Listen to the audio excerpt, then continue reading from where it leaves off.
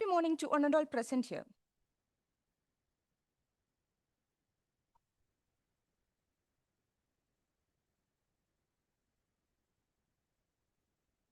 Happy morning to one and all present here. A warm welcome to the Open Source Hardware Convention 2025, hosted by OpenSemi team here at IIT Aluminium Center, Bengaluru. Today we have us a leader from industry, academia, and global open source hardware communities. Together with this, we'll be exploring how open source EDA tool, open architecture, and open silicon are changing the future of chip design. With this, I'm pleasure to formally commence the Open Source Hardware Convention 2025. Thank you for joining with us, and we'll look forward to a productive and insightful day ahead.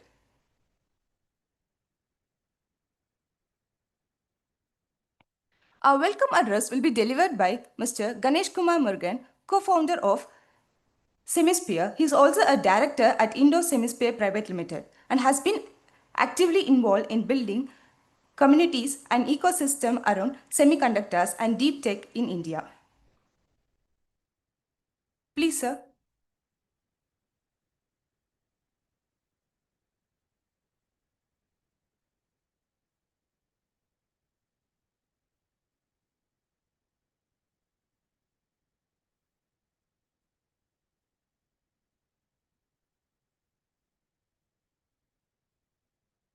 Is it a screen, is it? Yes.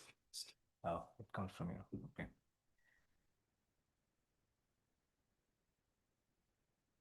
Morning, morning, ladies and gentlemen, distinguished guests, speakers, participants, and friends. I welcome you all to Open Source Hardware Convergence, organized by OpenSemi. Firstly, all the participants who are here, and also I heard there's also a lot of participants via live stream. Welcome you all.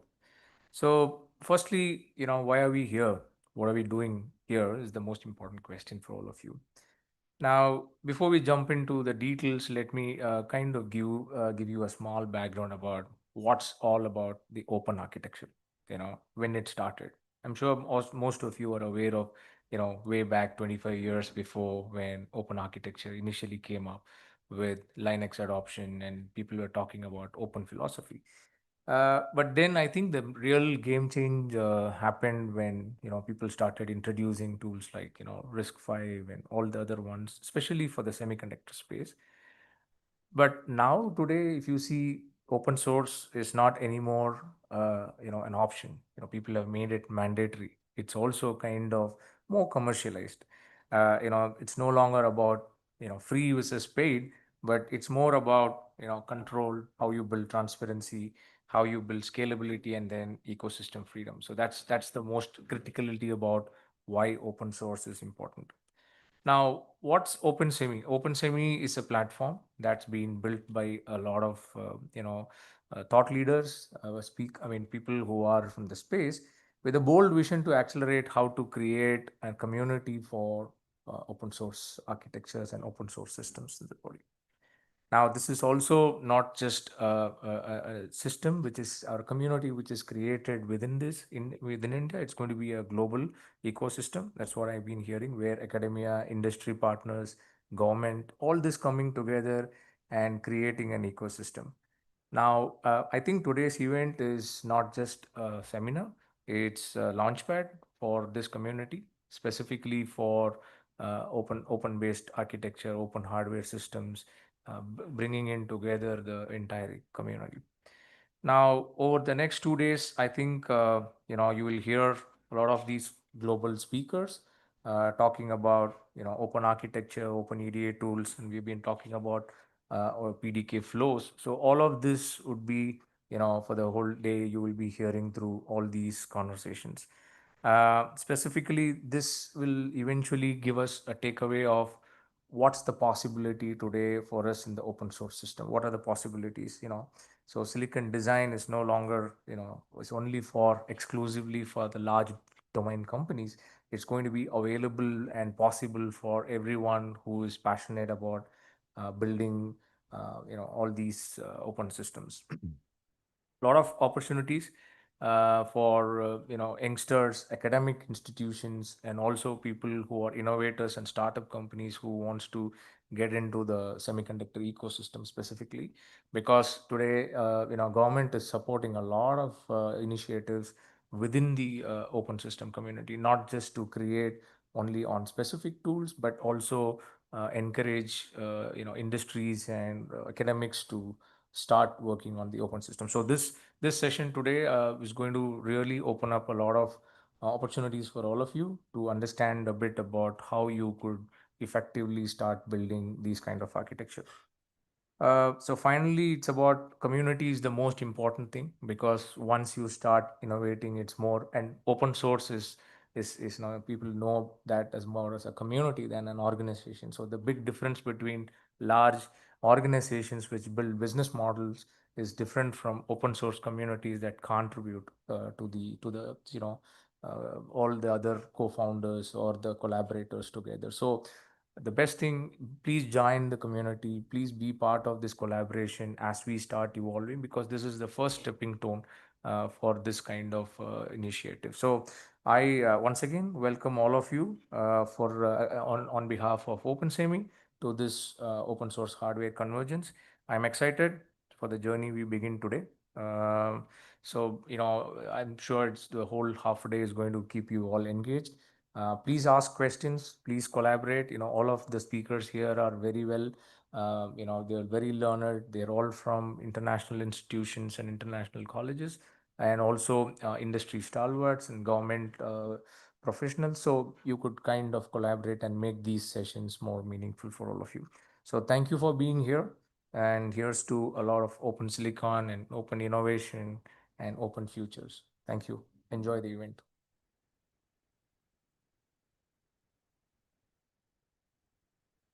Now, Dr. J.K. will felicitate Dr. S. Christopher sir and Dr. Peter.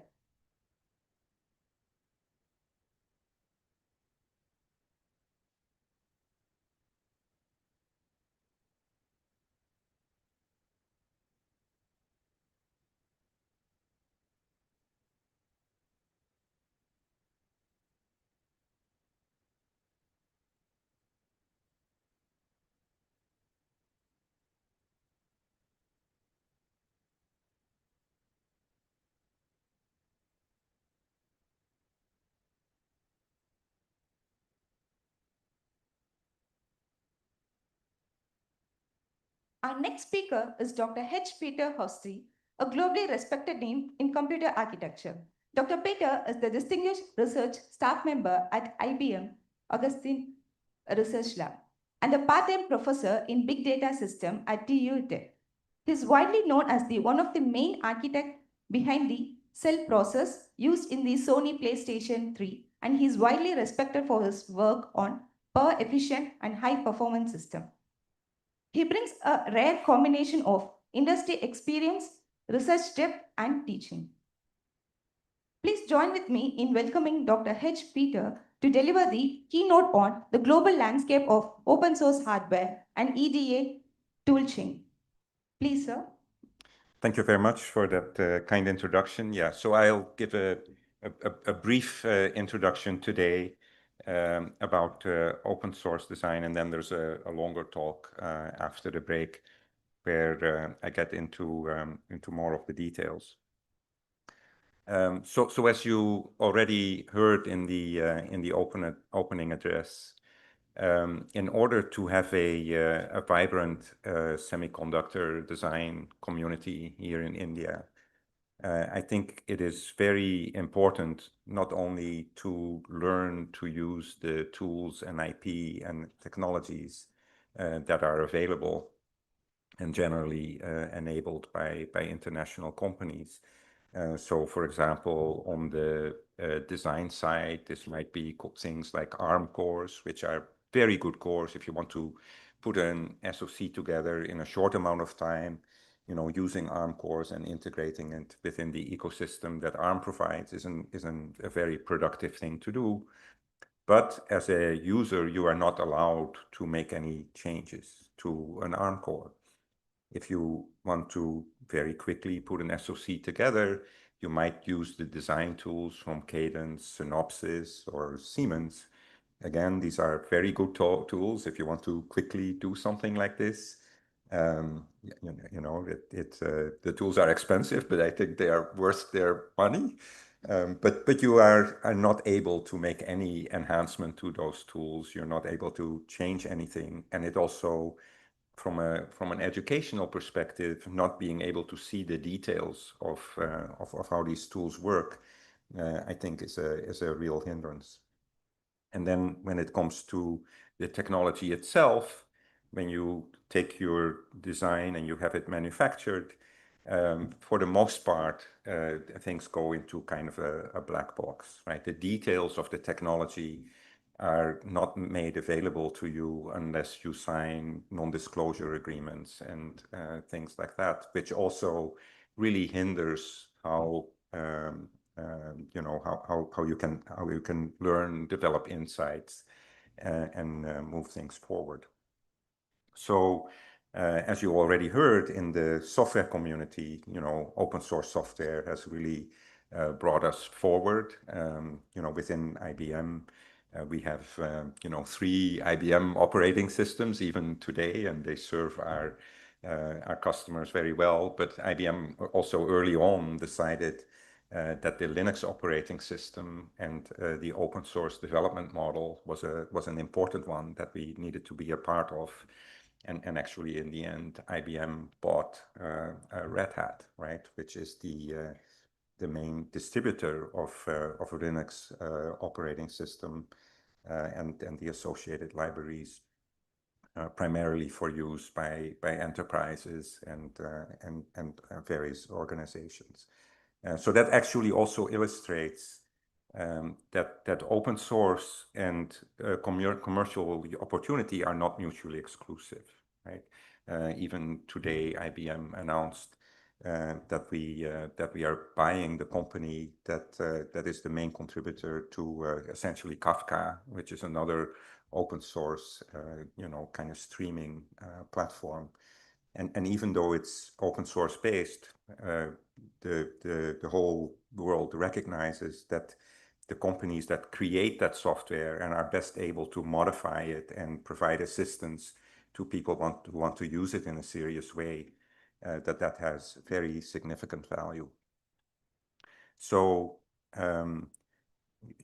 this open model where a community can really learn and bring things forward. I think in the case of Linux, and we actually had a discussion just now where Jay Kumar mentioned the cell phone ecosystem, where even very large players have bowed out because the collaborative model of software development is just so powerful that it becomes very difficult for even large companies to successfully compete with that. And I do believe that something similar can happen in the semiconductor world as well. And what's also very important here is because it is open source, the barrier to entry is basically not there, right? There's nothing that stops anybody or anybody in India to get into this, to start contributing to these tools. Actually, something that is worth mentioning is through the Open Power Foundation, which is an organization that IBM created to manage the instruction set architecture of our open source tools. Two, I think, main open architectures are RISC-V and Empower. We actually organized a design competition using open source tools, leveraging the microwatt core, which is an open core, our architecture compliant, that we developed and made available. And it turns out that 2 of the 3 winning teams came from India. So I was very pleased to see that, right? And again, the barrier to entry is very low. You don't need to be even in a major institution, to be able to pursue this. Anybody who has a PC at home, can basically start working on this. So the last thing I want to mention here is that whereas the open source development model has proven very effective in the past, I believe it will be even more effective in the future. And the big change here is the advent of AI. So as you all know, the large AI models learn from data that is available on the internet. So if you have open source designs on the internet, publicly available for everybody and for AI training to read, the AI tools will understand, these designs better than proprietary designs, and the AI tools will be better able to assist somebody who wants to develop, a piece of design that is actually has open examples out there. And actually, just a few months ago, we were looking at one of these microwatt cores going through a boot process, and it was giving some obscure message with a bit pattern, and we threw it in an AI tool, and oh yes, it said you've misconfigured your floating point unit, right? Which you would have to dig through a lot of information, to find out that kind of thing. And these types of questions are now very, very easily answered. So I believe that in this age of AI, an effort that is based on an open source ecosystem across the three layers, right? Open source designs, and IBM has contributed the open power architecture, as well as some open cores that implement that architecture, the EDA tools, and you'll hear about things like Open Road, Open Lane, Libre Lane, and then some tools that we've been developing at our group at Delft University, where I spend a part of my time as well. And then underneath it, the definition of the technology itself, and there's something called a process design kit that specifies what the technology is. And there too, there are now a number of open design kits out there that then enable people to target their designs and develop their tools, for these things. Doing so, with the help of AI, I think will greatly enhance the speed at which this can develop into the future. And then, finally, one might hope that this is probably, and now getting a little bit more specific towards the design tools, which are the main topic for today.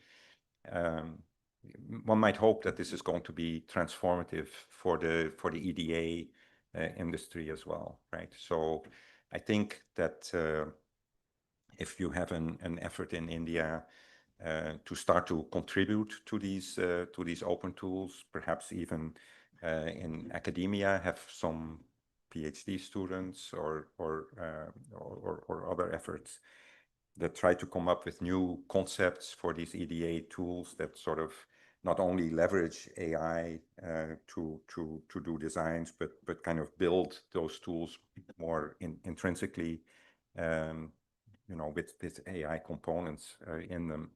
I think that this can be quite transformative, and in such a time of transformation and disruption, that is when new leaders emerge.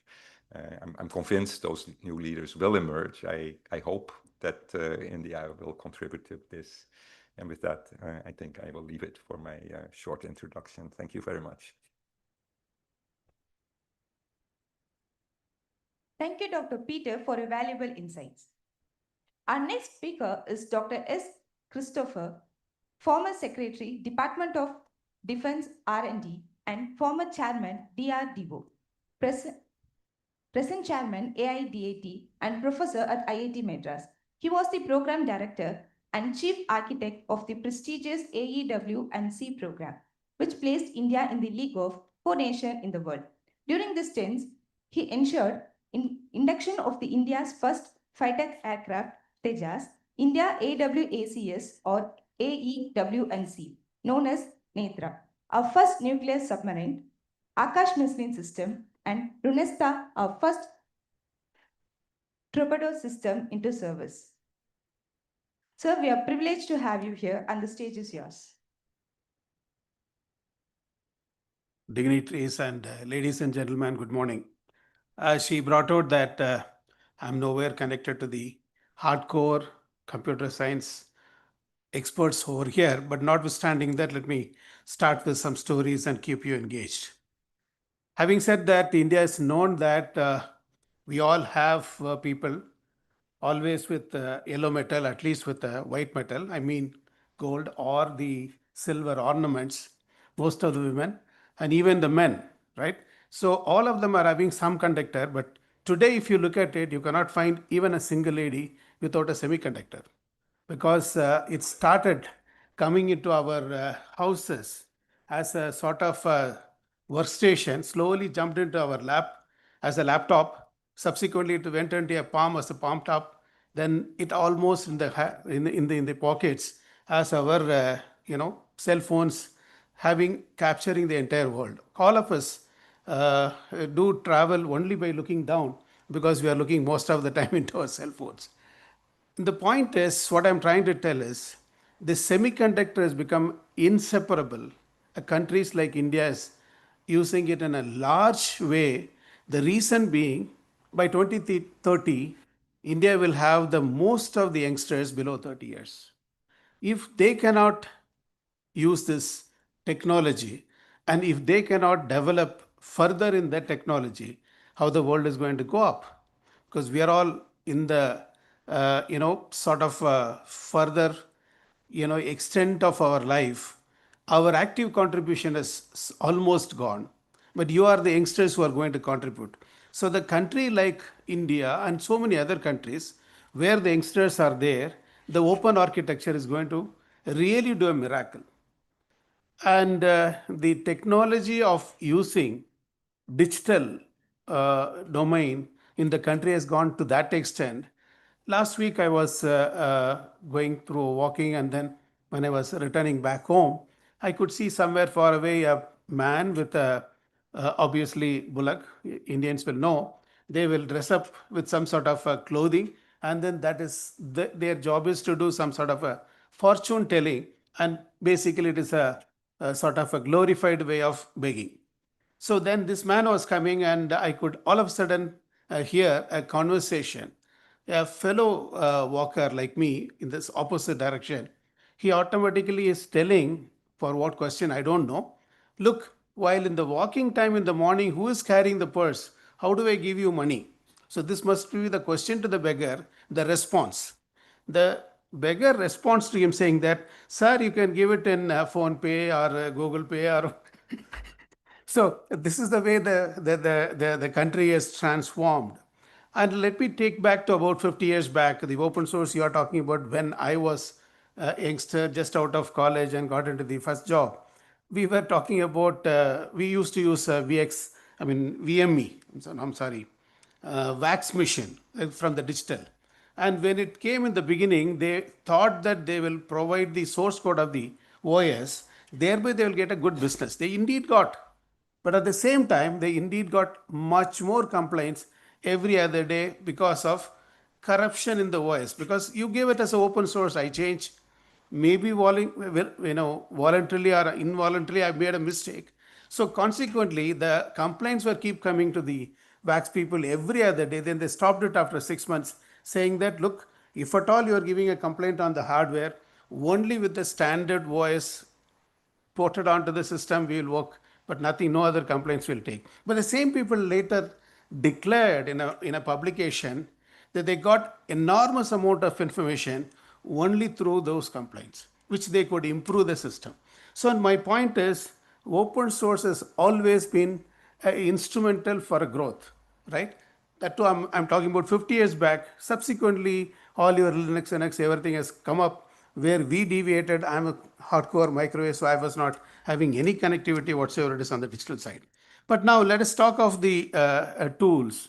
Whatever the tools as of now existing, we use only the Cadence. At least I, as a PhD, I have my PhD students who are working with Cadence tools.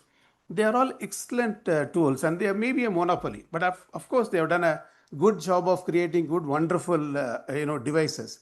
But even in our own small little work that what we do, not like you, a hardcore on the on the digital or a computer side, we felt very often that the software, if only has got some capability to sort of a change, optimize.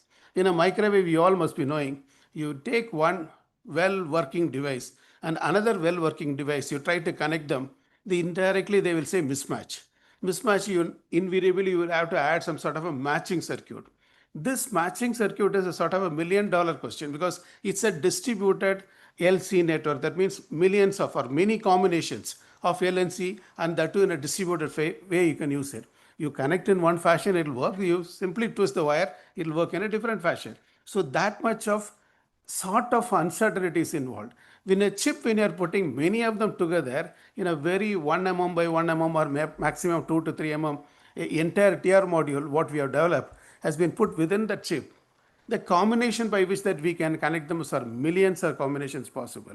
So the ingenious way that we try to do is you do the calculation for a few hours, run the EM for a few hours, and get it. Next day morning you come back and see, and intuitively you do some changes. Invariably we get some correct result. Maybe it's a fluke. But very often we felt, if only we got a way of telling the machine to optimize under these conditions, you do this, life would have been much better and much easier. That is a sort of an advanced way of expectation. The least is when we finish the entire thing, when we try to launch, when we wanted to upload for the tape out, you will come out with a lot of sort of a flaws. Say this flaw is there. If you want, you can ask for a waiver. It's a favor for us, right? The waiver is given, but invariably we used to keep our fingers crossed, heart held in the hands. What it is going to imply? We have worked for 3 months, 4 months. End of it, we are going for a tape out. It has given out so many number of errors, but then you can ask for a waiver and get it waived off and go ahead with that. If I know why these are all not required, it'll say, I'll give one typical example, may not be, a metal 9 cannot be so much percentage, right? Or metal 5 cannot be so much percentage. And why he will give one block, this is the place it should not come. Why not that block elsewhere? Somewhere else I have to use much more than that. Why it is doing? It's like a black magic for us.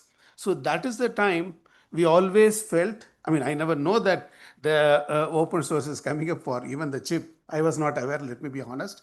But I always discuss with my students, why this, why not here? Why not we do that? So invariably what we do is, in fact, some more students came from various colleges to me for a short period. They are completely computer science. I will ask the PhD student to run for various cases or various combinations. Ask the other person using one AI model, whatever you said, to generate or create or identify out of n number of variables. It's not an infinite number of variables we have taken. Within a limited set of variables, I asked the other boy to pick up the best. And he said, tallying with our intuition.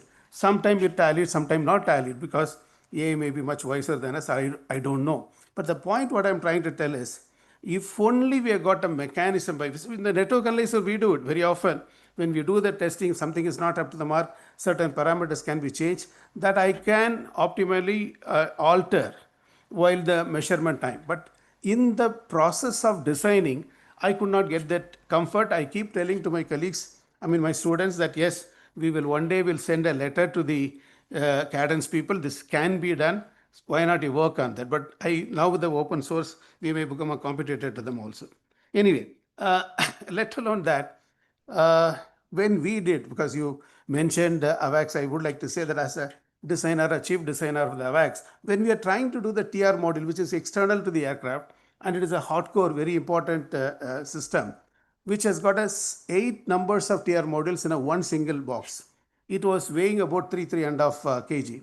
Today, the similar, almost similar performance in a single die of about 3 mm by 2.5 mm, we are trying to make it. So you look at the amount of advantage that we gain. The point is, if we are not having the exposure, I'm now getting exposed to the design of the ICs, maybe after 20 years of where I started the design of AVAX itself. Now, had I got this type of open source and experience available, I'm sure I would have insisted on some of the youngsters to look into that. I was not aware of that. So now my point is, we will be in a weight budget from 3 kg to less than 1 kg. Even that 1 kg is not because of the device. It's coming only because of the cooling or the heat sink that has to be essentially there. That is what is creating. There is a large amount of changes that can be done. So the open source, the hardware can enable us to do many things in life which not only the haves but also the have-nots can able to do it. It's not the question of equalizing everybody, but it's a question of giving away to everybody something better than what one can think of do. I have got my limited resources. I may be a beautiful company, excellent company, thought of it, but I have my own resources. I have my budget. I have my time frame to release certain things. I cannot keep doing R&D. Whereas when you leave it to the millions of young minds, I'm sure many things can come out. So we will be an enabler for entire world. So the open road or open lane type of systems, maybe my students will sooner or later will use, and then they will be at par with the many other well-known companies. The other point is academia industry connect. So when we say academia and industry connect, most often when we sit in the interview boards, we say, no, see, in those days, of course, it's a very, very wrong to tell, because like a Victorian days, how we always say, because we'll ask them to do some calculation mentally, they will not do it. But on the other hand, by the time we mentally calculate, they would have calculated with the calculator and told the numbers also. But they are good at the fingers and the calculator, but we are mentally itself, we can tell so many things. But notwithstanding that, there are a lot of potential which is existing in the students. If this type of, sort of go close to the problem, if it can be brought, they will be, as it is, can be directly be useful in the industry. The academia can use these softwares, which where they can understand internally to larger extent, and they will be extremely potential and good, probably a designer, even to those big known companies. So industry close type of students we can produce. Opportunity for the startups. I myself know of my own colleagues who are ex-LRD and other places. They got a company, but they say, sir, this is something very costly, I cannot look at it. Fortunately, we are in IITs, we are able to get some of the stocks, the softwares at a very, very discounted rate, so we use it much liberally. So the fear of not doing certain things is only because of the threat of the initial, or the what you call it, the capex being much, much larger. So those innovators, we are unnecessarily suppressing them for the community, for the world, I'm telling, not necessarily for our country. Of course, we can be proud of our countries being a superpower, but at the same time, it is also needed for the entire world that why should we be live in the past? Because recently Elon Musk and others are saying that people will have more time, because we are going to sort of give away our most of the tasks to someone else to do it, maybe robots to do it, or maybe AIs to do those jobs. Then the last but not the least is road to global realization or self-reliance is in. Thank you. In this can happen only when you are able to do without any pressure on you, or sort of a time limit or some sort of a constraint. You are doing out of passion when you are having open source and you are trying to do something in your free time, in your spare time. And I'm sure when you are able to do such a thing, many much better than what could come out of your constraints. So in our R&D, we always say 50% of the people we do chase for a specific task. Do this, don't do it, don't waste your time on this. But there are some people we knowingly allow because they come out with something novel or new. So this type of distinction, when you would like to do it, at that time resources, let's say that I got only 5 suits. Obviously, I will ask the fellow who has to deliver certain things in that 5. The other fellow, I'll tell him only use in the evening or morning or whatever it is. So it is sort of a differentiation. But if you can have an open source, it will be easier for us, all of us, to do much better than that. We call in a military scenario, we always talk in terms of superpower. We don't say superpower by counting the number of army people are more or air force is more or somebody is more. No, in general, we nowadays talk only on the technology. What the technology gives you, a power, is the only superpower. So our defenses do agree, and then they always appreciate when we come out with some new things. This novelty or innovation is possible only when we have open source or open type of open hardware, capability that we create. So the chip innovation has built the modern world so far, but then open source hardware will only give a democracy to that, so that we all can do much better things in our life. Thank you very much. Jai Hind. Thank you so much, sir, for your valuable insight. Our next speaker, Dr. Jun Ichi Okamura, is a seasonal entrepreneur in the semiconductor sector with over 35 years of IC design experience. He began his career as a DRAM memory design at Toshiba in the year of 1986.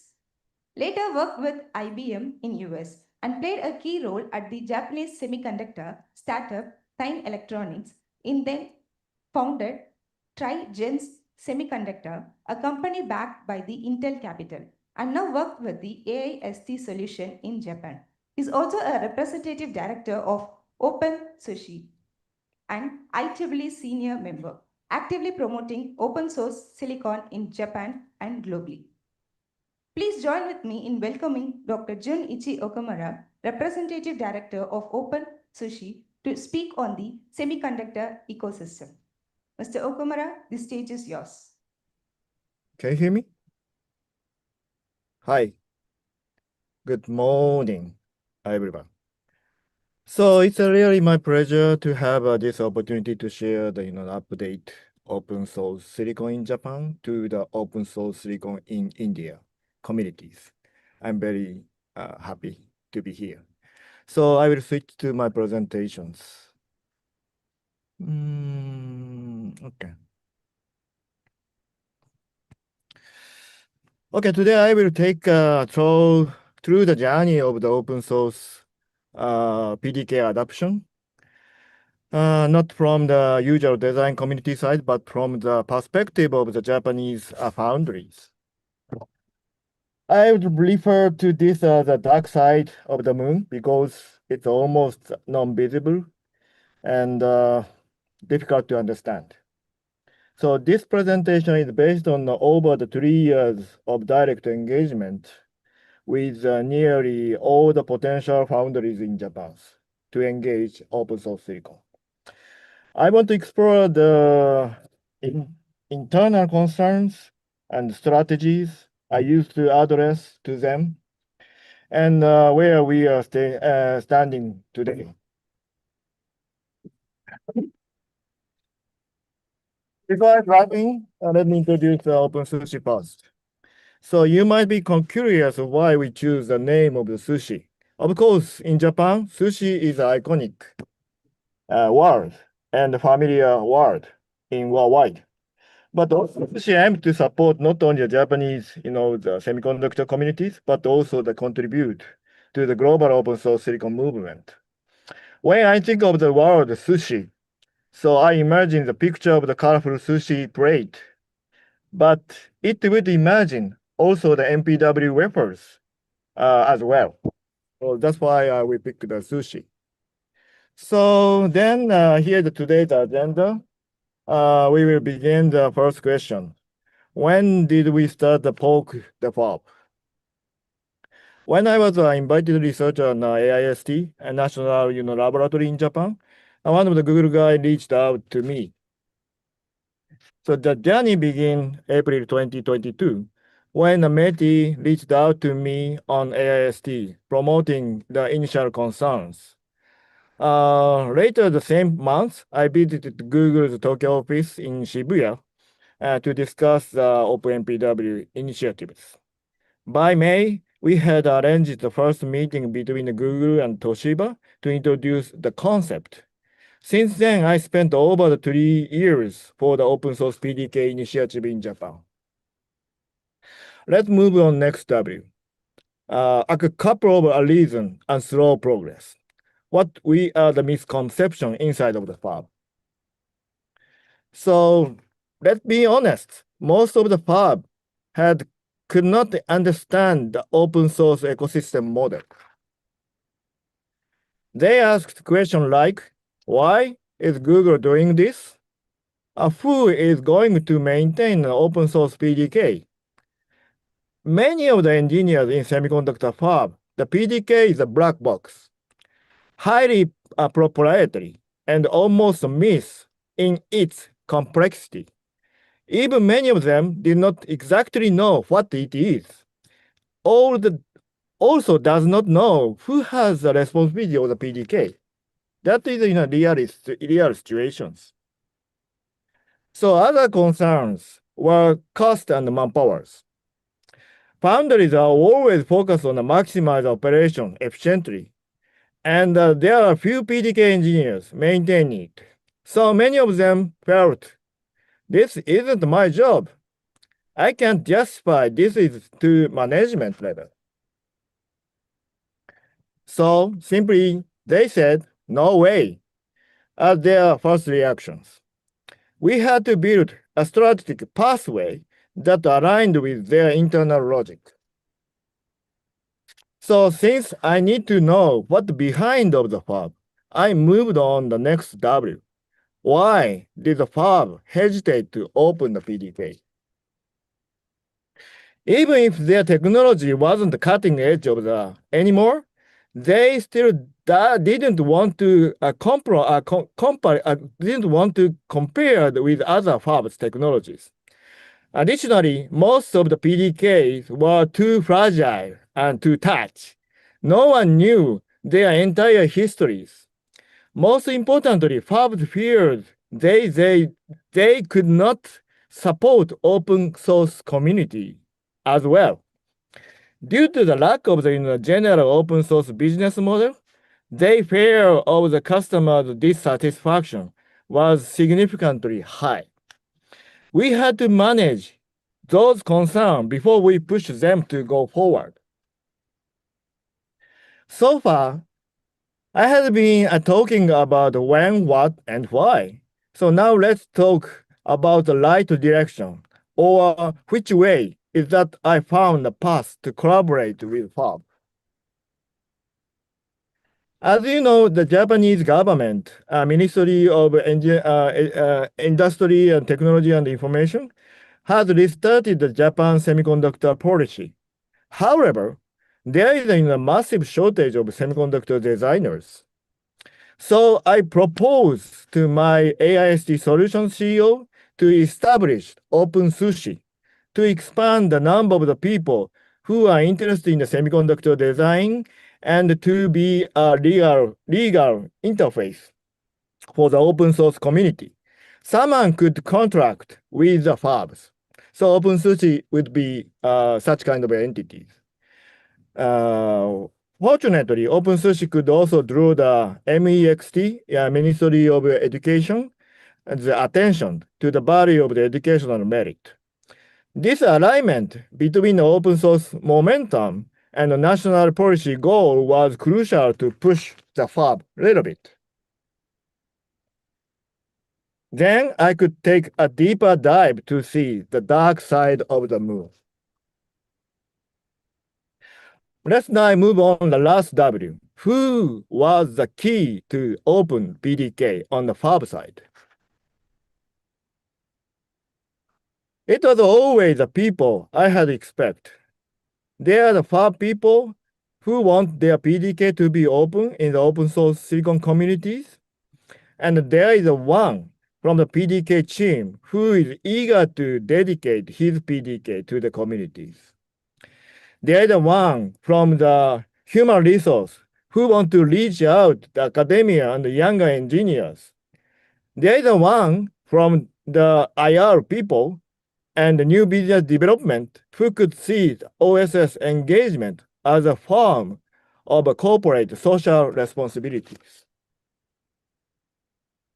So important to note, don't approach the fab with the sales pitch. Approach from the different side, like the dark side of the moon. Let's move on the last bullet. How we finally convince the fab. Here's a summary. We must understand the dark side of the moon. It is internal policies and the people who has real influence. Then we shared external real demand, showing that this is not just a design community dream. Additionally, OpenSushi increased its visibility through the media and articles, academia, and this kind of opportunities, and the social media networks as well. Here is a technical key point. Simplify, no exotic process option, no custom layers, homogenize. All the die follows consistent design template. Practical, only the basic testing like WAT is enough. Doesn't ask any further, the testing to the fab side. Then it is going to be digestible and manageable for the fab side. Okay.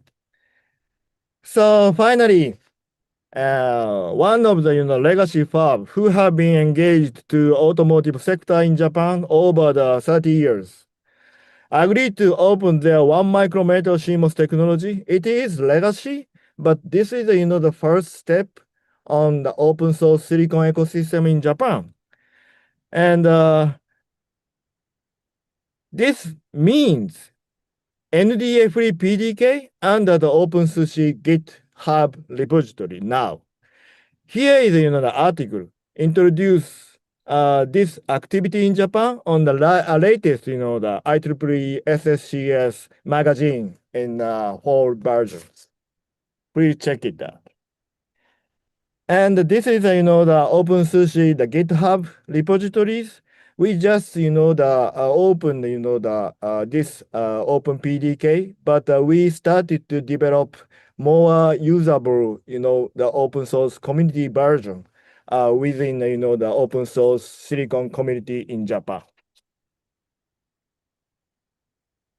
So there are the many of the legacy foundries in Japan. Also, we understand we are under the discussion with another A25 as well, and I wish the worldwide OSS open source silicon community support in it is going to be the real as second runners on open source silicon ecosystem in Japan.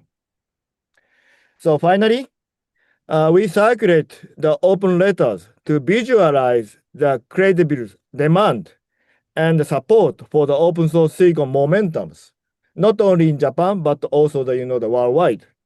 This message is OpenPDK is a shared platform, not just for the design communities. In case you can support this open source ecosystem, please check OpenSushi homepage, then put your name on our open letters. Thank you very much. Thank you for attention. Thank you so much, Mr. Okumura, for your valuable insights. We now take a 15 minutes of tea break. Please be back in the hall by 11:35.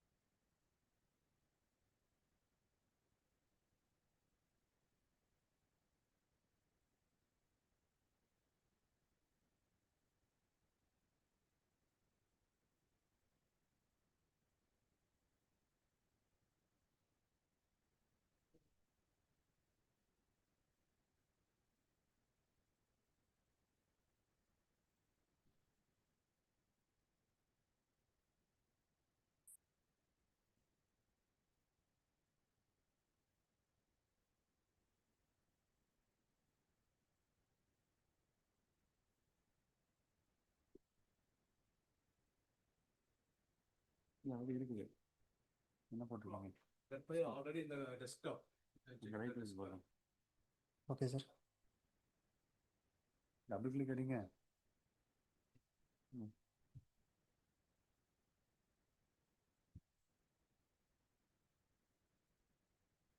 Okay okay yes sir சோர்ஸ் மாற்றி விட சொன்னாங்க வெங்காயம் source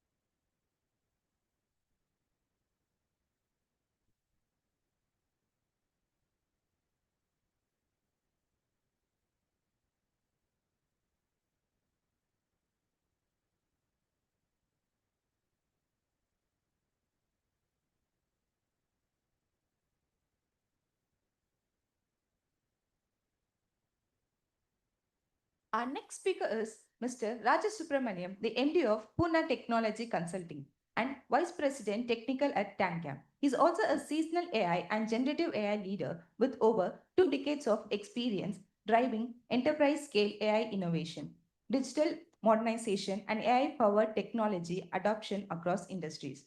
He also spoken widely about making advanced computing, including AI, system architecture, and hardware software integration accessible, efficient, and responsible. Please welcome Mr. Rajasubramaniam, who will share us with his knowledge on ready-to-use open source. Please welcome you, sir. Thank you. Thanks to all physically present and joining us online. The mission for OpenSemi is to democratize silicon design. That means having more people coming on board into this platform, this ecosystem. And we want to make sure that there is a domestic talent pool that is available. India is a shining star in the global IT space. Bangalore is, of course, the shining star on the hill. I can confidently say Bangalore runs the global IT of the world. But if you see the silicon space, I think we are not in the driver's seat. We are very far back in the passenger seat. So this initiative has to bring more people on board. And we want to make sure that it is for students, it is for general public, it is for enthusiasts, it's for academia and startups to be part of this. So that is the vision overall that OpenSemi has. Now, if you see the barriers to entry, that is what we would like to knock off first and reduce them. So what are the barriers to entry? In the silicon space, what I find coming in is that the EDA tools themselves are a very core component and they're a very complex component. Without access to proper enterprise EDA tools, you can't start this process, right? So you want people, talent, and you want the technology tools, and then you have innovation that comes out. So having a barrier to entry means you kind of exclude a lot of people who don't have the respective background, maybe in operating system or in Linux environments or learning how to set up things. It is system administration. So that is the kind of tool set that is required for people to come in. Now, why is this so? What I find is that EDA tools have existed for a long time, and especially open source tools come from different places. So there are various research groups, organizations, academia that produce these tools. And to make one flow, you have to have all of them. So it's not that I have only one part of it, everything has to work together.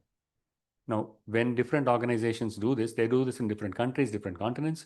So some people have a preference for C, some people like to do this in Scala, some people like to do this in Rust, some people like to do this in Python, and older people from the 90s do TCL, right? In IIT Madras, I was known as the TCL guy, right? That was my name because I did TCL coding for some time and I was teaching that. So, I mean, I understand where all that comes from, right? But if you don't have that background, varied background, it is difficult to set up a comprehensive environment workstation that you can develop upon. Now, if you have an IT team to do all this, that's great. Or if you happen to be developing those tools yourself, it's fantastic. You don't need that. But people are coming into this as newcomers.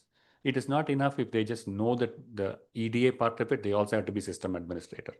That is the part I think is a barrier that we can easily remove. Already there are wonderful projects like Open Road and Open Lane who try to do this. They package various different applications, they bring them together. So it's easy, you can read a documentation, read me on their website and pretty much put it together if you have sufficient background. But that's also something that we would like to remove. This is a good phrase. Complexity creates friction and that kills innovation. So the right way would be to reduce the external cognitive load of your domain. External cognitive load is the things you need to know about, but not directly related to the task at hand, but you have to cross. It is like you drive to the office. That is an external complexity. We have to do that to get to work and start producing value. But that's something that's a friction you have to cross. So that is what I think we would like to make it easy and remove it as far as possible for newcomers.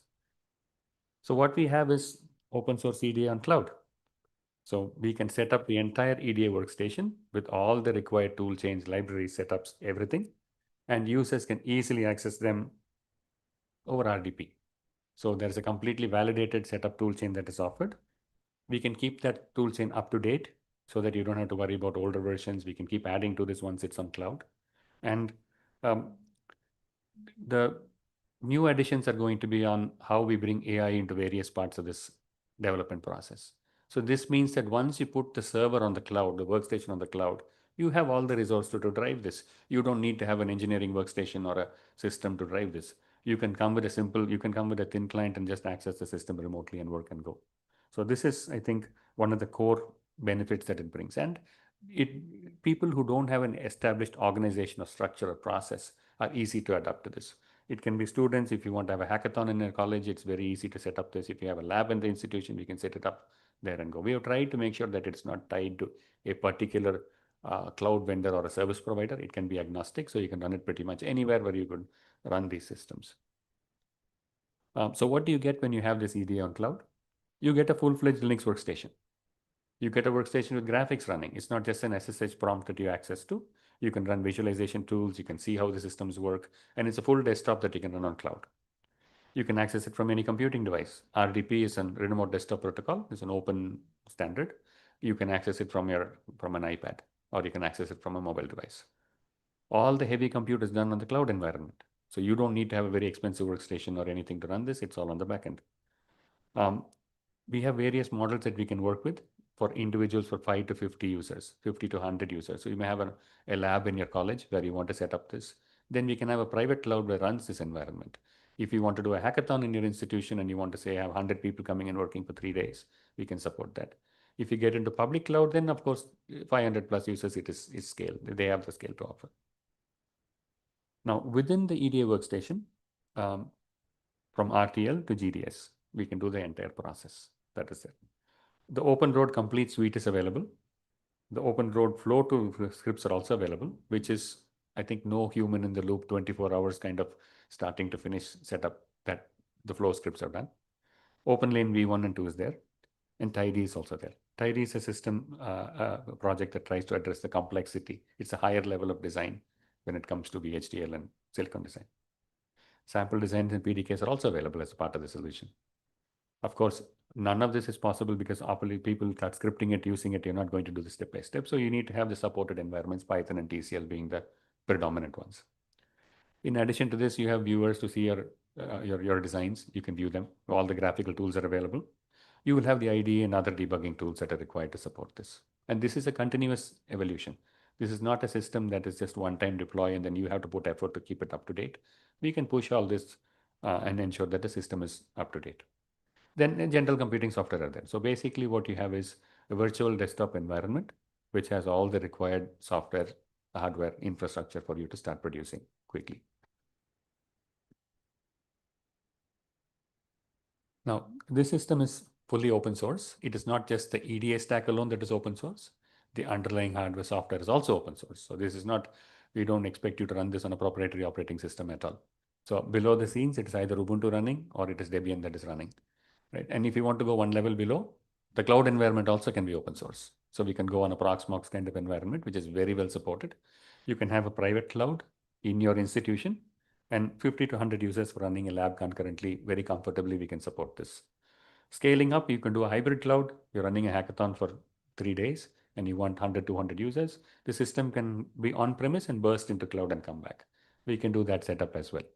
Or if you say, no, I will do purely a public cloud environment. I want to run a training center and I don't want to host any infrastructure on my side, but I will conduct courses and I'll train students on this. Yes, we can do this as well. It can be hosted on public cloud also. So this is ideal for a different use cases, what we foresee with different environments.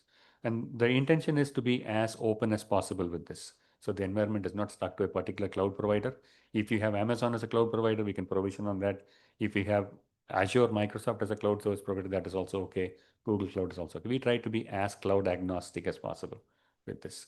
I know that a lot of education institutions have certain tie-ups with these cloud providers, so they get free credits or they have preferential pricing, educational pricing when it comes to this. So we try to be open as much as possible, not only within the stack, in the provisioning environment also.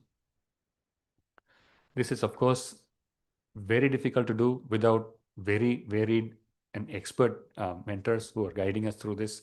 I really thank them for this. The amazing thing is in 2 weeks, we were able to start this project and then I was able to boot MicroPython running on PowerPC 64LE. That is true statement to the efforts that these research institutions have done in building and creating these tools. I am simply the user, I am the driver, I am not the creator or designer of this vehicle. So it is really testimony to them. And it was amazing because coming from a software background, looking at the system, I am used to compiling code and running code, but I can compile and run hardware, which is for me, I think it is really, it sends shivers down my spine every time I think about what potential this has the capability to deliver. So we tried to build a very open, very inclusive ecosystem that is there, which has very easy barrier to entry. You can come in and try this thing very quickly. And these are all pre-validated. So you know that the system works. You know you can get on this platform, start doing microwatt kind of a core immediately, right? So that is what we offer. And I really welcome you to try out the OpenSemi Cloud. Thank you. Thank you so much, sir, for your valuable insights. We now have a deep dive technical session by Dr. H. Peter of C. In this session, he will take us through the full path from RTL design to FPGA prototyping, then to ASIC, and finally to the real silicon, connecting all the concepts that you have been hearing about today. Please welcome Dr. Peter once again. Thank you. While we wait for the slides to come up, so in 50 minutes, is a little bit short for a deep dive, right? This is if you really want to go through all the steps. I think a couple of days workshop is probably what it takes. So what I try to do here is I'm giving a little bit of a kind of a meta talk. So I will try to take you through the different steps, and in the slides which I've made available, and I'm sure will be available to you. Maybe we can post them on the OpenSemi website or someplace. There's lots of links in here, where every link has like a 1 hour kind of talk behind it. So my goal for this presentation is to try to make sure that after this you have a bunch of additional material that you can access in combination with going to the OpenSemi.ai website, where you can then practice this. So hopefully this material will help you. If it's okay, here we go. Good. Thank you. All right. So the first slide here, this is already what I covered pretty much this morning when I talked a little bit as an introduction. So what we talk about is both the design aspect and a lot of the material that I have worked on and provided before is focused on design. My background is a computer architecture, microarchitecture. I did a little bit of circuit design in the beginning. Then EDA tooling. So after my talk, my colleague from Delft University, Zeid Al-Ars, will talk a little bit about tools that we developed at Delft. I think the tools are interesting in that it shows a path towards perhaps doing chip design at a somewhat higher level of abstraction than people have done so far. But I also hope that from this you will take away that you don't have to be, a Cadence, Synopsys, or Siemens to start making contributions to the EDA environment. So this is something we started working on maybe just a few years ago. This is not a decades kind of an effort. It's a relatively recent thing. And then I'll talk a bit more about the PDKs as well. Oop. So okay, so talking about design, kind of at the top of the stack, or at least for this talk at the top of the stack. So what I think is a very interesting design access point is this microwatt core. It was developed in IBM by actually software Linux kernel developers, 3 Linux kernel developers who were working in IBM at the time, decided that they wanted to create a concrete reference that was an implementation of the architecture that we were open sourcing at the time, right? So we put the power instruction set architecture under an open governance model with the Linux Foundation. And when we did that, we thought, well, we should also make an implementation of that core available for everybody to use. So that core and you know, you can see a link to the instruction set architecture that it implements over there. You know, it is a within the instruction set architecture, we have different compliance levels, and there's a pointer later to a talk about the instruction set architecture that goes over that.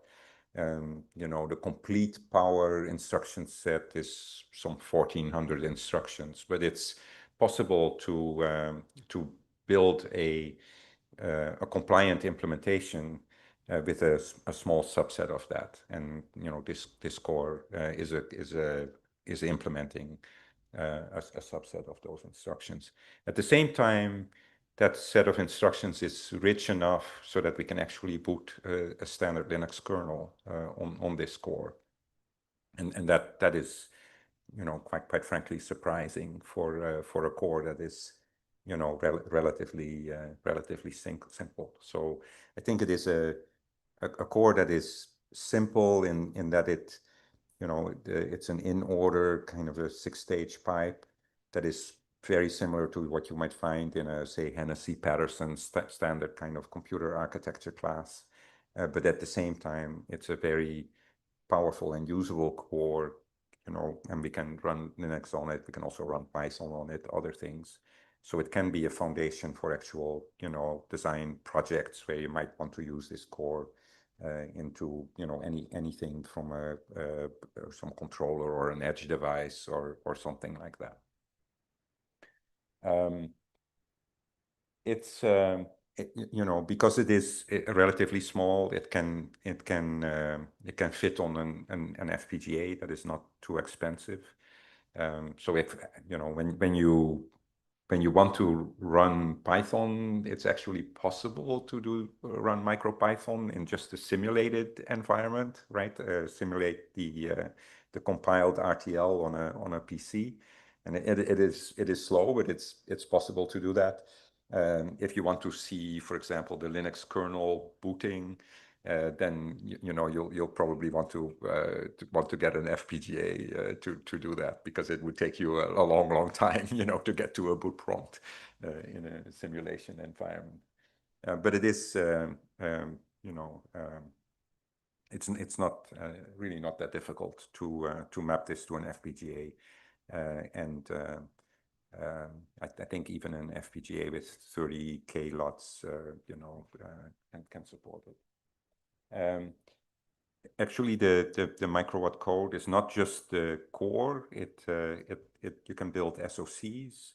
So we we interface with an open bus called Wishbone bus, and that Wishbone bus also supports a bunch of open peripherals through the Litex you know, ecosystem. So and I'll show a picture a little bit later. So we can actually build little SoCs with UARTs, SPIE interfaces, memory controllers, things like that.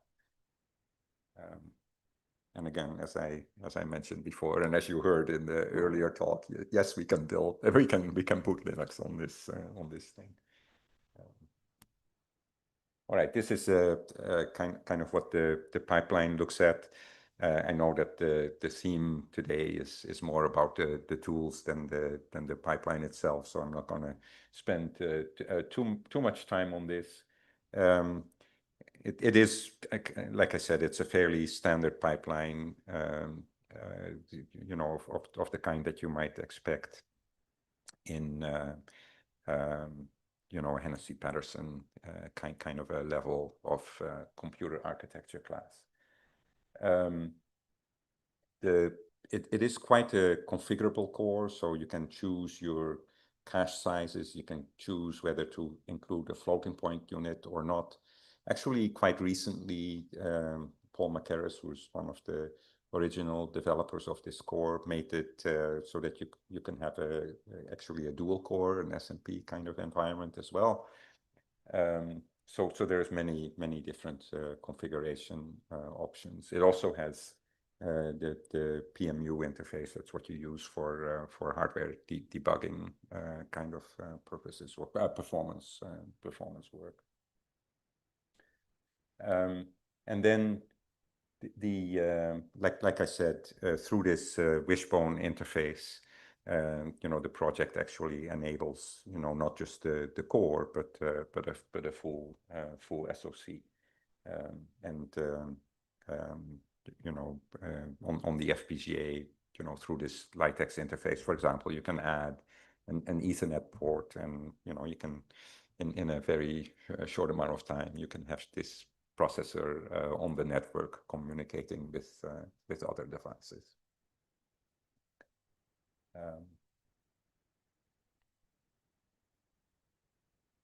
Okay, so you know, I promised you that you know, this is like a meta talk. So here's a list of other talks that, you know, they're probably about an hour each that give you further background on the instruction set architecture. One thing that I didn't mention yet, but I should have, is so this core is open source and license free. You know, so you know, I think one of the most important aspects is that it's open source and available for people to learn from and develop.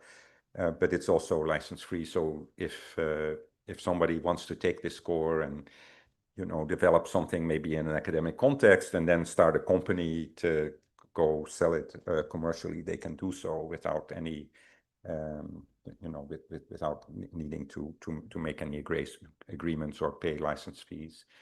It is a requirement, and you're also able and allowed to modify the core within the Power architecture. And if you follow the link to the architecture that I had earlier, you will see that it's you know, Power compliance with the architecture is fairly strictly defined. And in order to stay within this framework where it is license free, you have to maintain compliance with the architecture. So but at the same time, we have a lot of facilities like special opcodes and registers, special purpose registers, that are reserved for custom extensions. So the fact that you have to stay compliant with the architecture, that guarantees us that software like the Linux kernel and compilers and things like that will work on anything that claims to be a Power architecture processor. But at the same time, we allow you to do your own custom extensions, where of course, you know, if you add your own instructions, for example, you can do that when you're in this, when you use that opcode that is reserved for custom instructions. But when you do it, you are responsible for the tool chain to support them, right? And I'll mention a little bit more about that in a bit. Yeah, and then there's a talk about the microarchitecture that actually goes and explains what each of those stages that I showed you before is. And a talk that goes step by step on how to actually follow the instructions that originally Anton Blanchard created in the GitHub repository there. But I found when I started doing this that there's still, you know, some gotchas. So I think you know, that sort of walks you through it step by step, all the way to the point of indeed, you know, booting that Linux kernel on an FPGA. And then, I mentioned a little bit earlier that yes, you have to stay compliant with the architecture, but also you are allowed to modify the core. So I made an example of, for a kind of a fictitious kind of AI spiking neural network accelerator, very, very simple one. But I said, okay, well, what if you want to do this? You want to design something that can emulate a spiking neural network, pretty fast with a power processor. And then it turns out that there is a few instructions that would have been really helpful if they would have been in the architecture in the first place. So, and then I show, how you add those instructions, to the microwatt core. I show what you need to do in C to create intrinsics, so you can start using these instructions in little pieces of C code. And actually create a system that is now a customized version of the microwatt core. So that's in that last directory there. And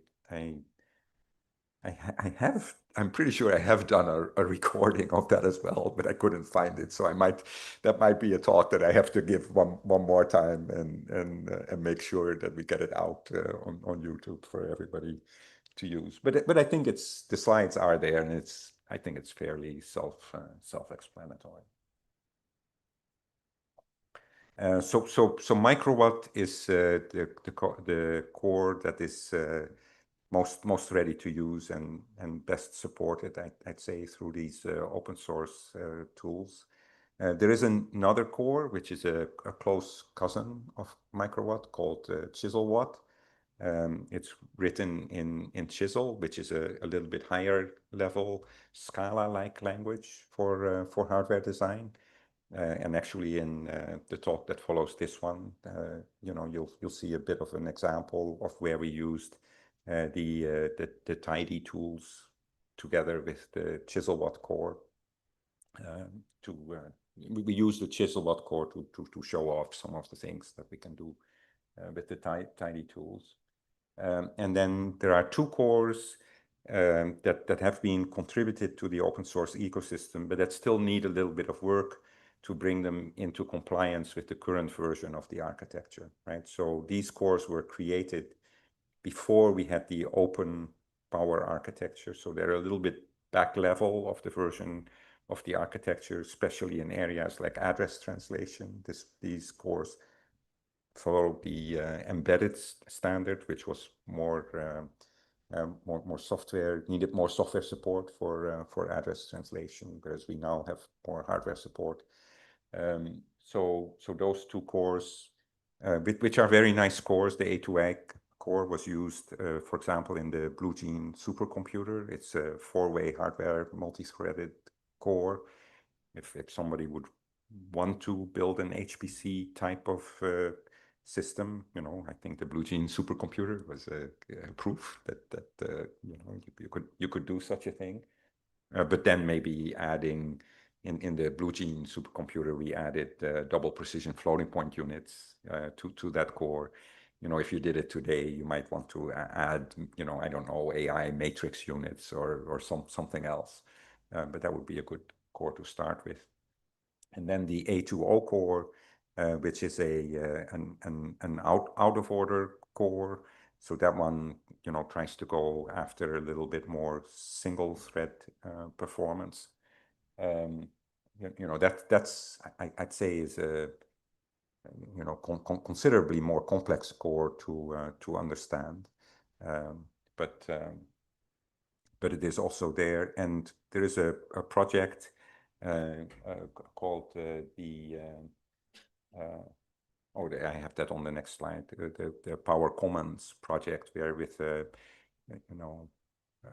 think by now a team of a dozen people or so, we are working together again in an open source context to bring that A2O core into compliance and create an ecosystem around that's kind of similar to what you have around the microwatt core. So that core then also becomes as easy to use for the open source community as microwatt is. And then there's another small core that I, quite frankly, haven't worked with that much called A2P. And all of these you can find in the, just in the GitHub repositories pointed to here.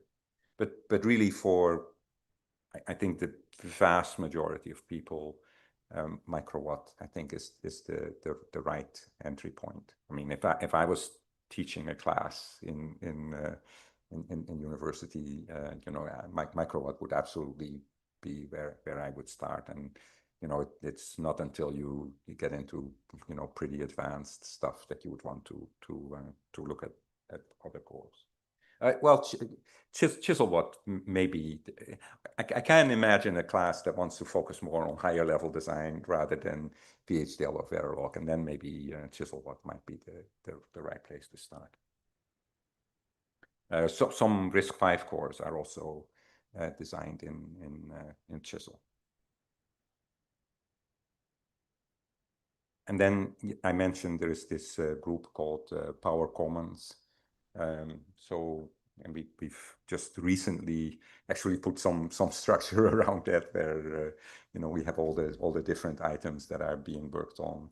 If there are people that want to contribute to this, we meet every Saturday morning US time, Saturday evening India time, and get together and discuss what we've done in the past week and how we can move this a little bit further. So hopefully that effort will lead to A2O becoming as usable as microwatt. But there's still some work to do there.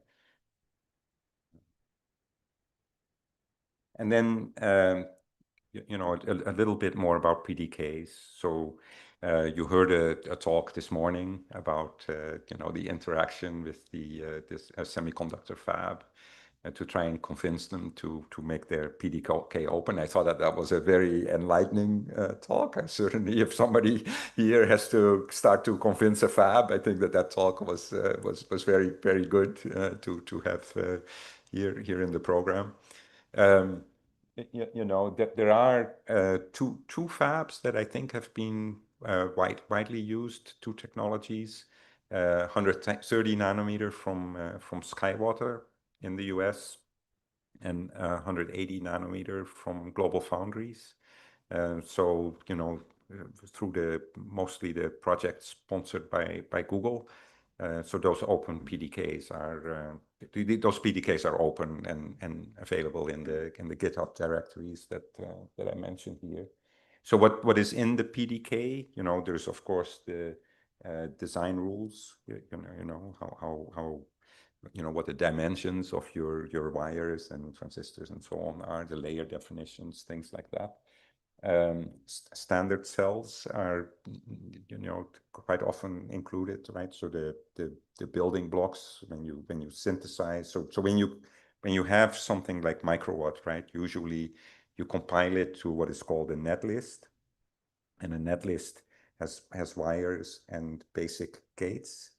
These gates, you can find a layout for those gates and different sizes in a standard cell library. So that is a first step, right? Sort of map these gates to the things that are available within the PDK, and then and you need that also for layout. You need to know what the dimensions of these different things are. And then you need to know the electrical characteristics, right? So I want to also be able to calculate how fast my design is going to run. So a PDK normally includes things that's called BSIM models that can be used by tools like the SPICE transient simulator, or other design tools, so that you can come up with the timing for your design. Some tools may abstract it a little bit further, but underneath, they have used these models to come up with the timing rules, for elements, for example, in your standard library. Some other things that usually are handled as a somewhat special case is things like SRAMs. if you can, of course, build a memory out of just standard components, but then your memory would not be very dense at all, right? So if you want to make an area effective memory, you tend to have to do something special. So that might be including in a PDK. And then also within the PDK, you need to have the capability to go from your layout, back to kind of a logic model. When you do design, you do things like LVS, which is layout verification. So what happens there is you had your original design, you have your net list, which is a logical representation of what your design is in terms of wires and standard components. On the other hand, you have the layout that you've created, and what you want to do is make sure that these match up, right? So that that the layout that you've produced, where maybe you have to go in and manually fix some things or whatever, you want to make sure it's still the same logically as what you've originally designed. So that's LVS, and there are, it's called extraction rules. There are things that you need to be able to do that. And then the other thing that you need to be able to do, and this is a process called DRC, is make sure that all the rules that apply to the shapes are being followed, right? Especially when you get into more advanced nodes, the rules get very complex about what is what is allowed and what is not allowed, right? So it's not so much in these technologies yet, but especially when you get to kind of multi-patterning kind of right, where we use multiple exposures at a longer wavelength to create features that have a smaller dimension than the wavelength that we use to image the different masks onto the wafers. There are complex rules to make sure that the design has integrity and is going to represent what you intend. So DRC is another very critical. These design rules are another critical component of the PDKs. So besides the two PDKs that I mentioned here, that you can actually release designs to, and hopefully shortly that one from Japan as well.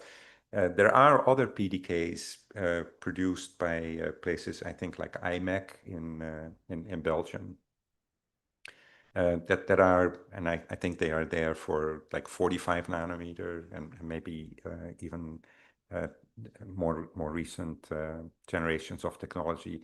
Those PDKs are based on models, so they're still very helpful for people to study kind of the technology and maybe tools, but they don't yet have a semiconductor fab that is, supporting that PDK. So there, I didn't put them on this slide because here I'm a little bit more interested in, what PDKs we can use end to end, but still, I think they're worth mentioning because hopefully in the future, those kinds of PDKs will lead to will match up with technologies as well. And of course, within the context of these PDKs, people study things like these design rules that and the complexity with those that I mentioned earlier. So and I've said this earlier, and let me just repeat it. An open source PDK is it's not required, right? So when you have this hierarchy of design, EDA tools, and hardware, actually at any stage in that layer, you can go from open to proprietary, right? So I can take microwatt, I can run it through Cadence tools and map it to a commercial technology, right? So Netlist is a common interface where you can drop into either commercial or open source tools. But again, if you want to make sure that you fully understand each of the layers and get yourself into a position where you can start to contribute and maybe eventually build leadership, then having full visibility to what you're doing.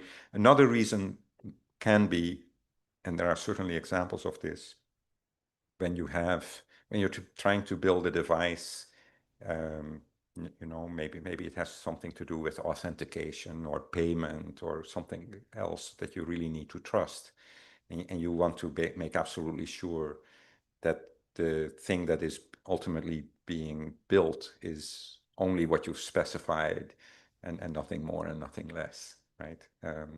So if you have these black boxes where you submit something and then you get something back, you don't know, you can't be sure, if there isn't some backdoor in there somewhere, right, where it's the device is capable of doing something you don't want it to do.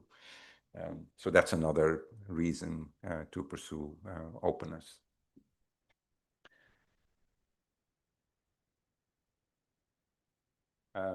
So when you do a design, it is, also when you do an open design, you will need, almost always you will need help, right? So there are outfits like Chip Foundry that work with, in this case, the Skywater fab to take your design, do a lot of the checking for you. It is all transparent. You know what they're doing, but they give you very important help in interfacing with the fab. So if you're starting, even though it's theoretically possible for you to go directly to the fab, an outfit like Chip Foundry has had to go through a number of iterations, to get it right. I think it's also interesting, maybe for a place to begin and say, okay, what happens if I try to go to the fab directly and build test chips and see what works and so on, but you would have to be prepared that it's going to probably take you a few iterations before you have anything that works at all. Also, Chip Foundry might provide things like a pre-designed pad gauge, so that you can,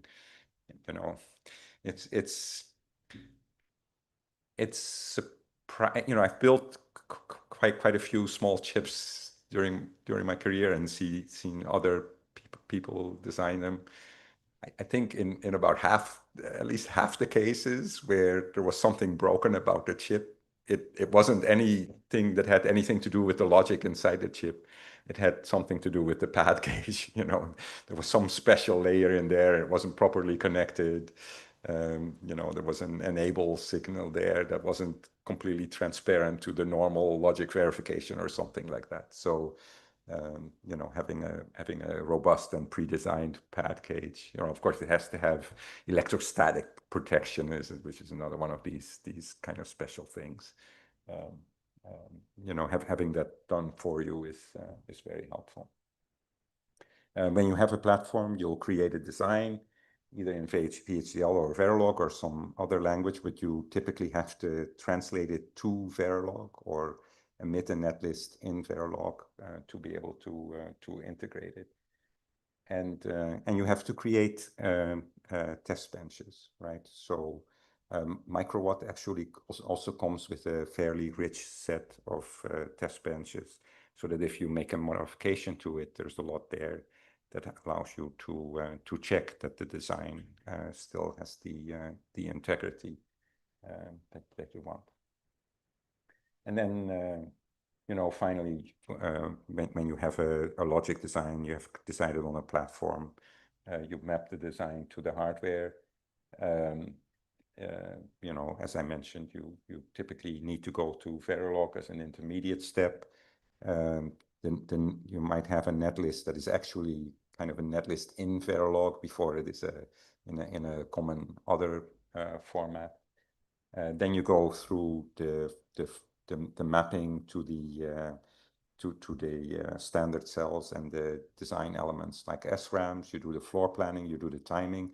This tends to be an iterative process, right, where you have to refine things.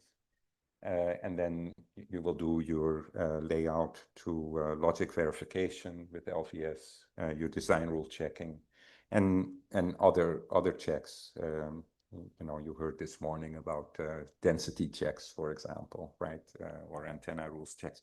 These things are tricky, and quite frankly,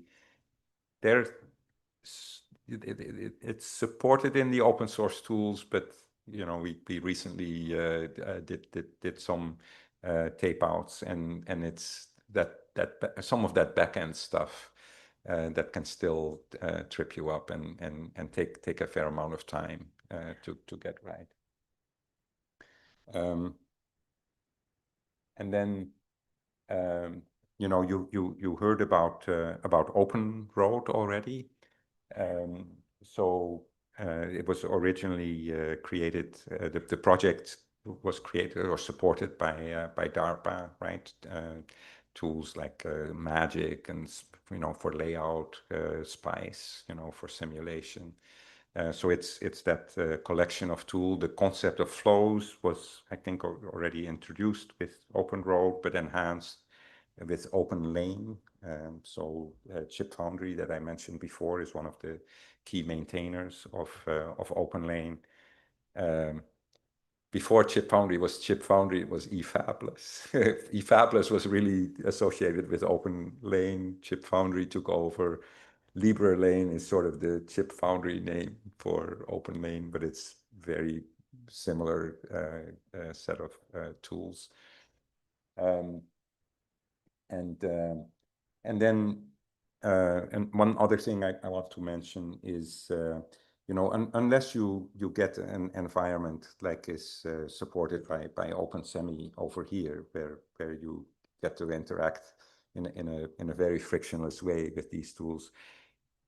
If you're installing these tools yourself, I would really recommend, like on a PC that you have, using either Docker or Nix, which you can use with Libre Lane, because yes, there are so many languages and so many dependencies involved, and getting everything to work together is really not easy. And if you use Docker or Nix, that gets a lot easier. So we have the original repository for Microwatt, which is a good starting point. We also recently had a hackathon. We actually we had more than, so this was a worldwide design competition where we asked people to do designs leveraging the Microwatt core. We had more than 300 teams register, show some interest in this. I think we had more than half of those teams put in some kind of a project proposal. I think a lot of those project proposals were very heavily assisted by AI. I read all of them. They were, a lot of them were good quality proposals, but I think the amount of effort that you had to do to create a proposal was probably not very high, is my expectation. And then, actually there were about, I think 24 teams that did some amount of work that, and then at the very end, there were three designs that actually got all the way to where they're ready for tape out, and that is also the number that this hackathon would support. So those designs, you can look at them. They're examples of how to build something with the Microwatt. The previous time that this had been done was a few years ago. Microwatt has been improved quite a bit since then. Also, one of these designs really try to make it much easier to create SoCs within the LiteX ecosystem that was a little bit more one-off, not so generalizable in an earlier version. So I hope that is an easier starting point. And as I mentioned this morning, something that the AI tools will undoubtedly learn from, and help people do their own designs in the future. And then,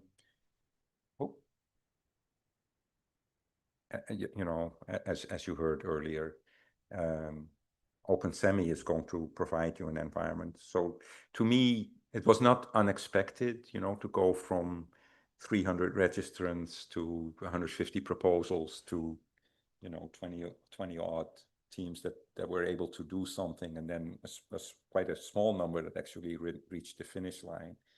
And I think because it shows that there's still quite a bit of friction in the system, right? I'm sure that many more teams, would have liked to do something. So I do believe that with something, well, the other thing I should mention is that as we were going through this, the different teams were helping each other, and I have evidence that towards the end of this, it was actually possible to get this done in a matter of a week or so, for something that combined some known piece of IP, with the microwatt platform. But for the earlier ones, it definitely still took several months to go through this. So I think, though, with where we've gotten and with a platform like OpenSemi, that will take a lot of the friction of just getting the tools in an environment and all the dependencies resolved and so forth. I think that this can really become very, very doable for example, everybody in a class. It really would. Yeah, I have a high degree of confidence that through this hackathon we've gotten it to that level, and now with the help of OpenSemi. So again, this was a bit of a meta talk. I've given you hopefully a set of pointers that is helpful to you if you, for example, want to run a class or do a project yourself. Going through everything would probably take a couple of days. Still, I hope this was helpful to you. Thank you, and I'd be happy to answer questions if there's time for that.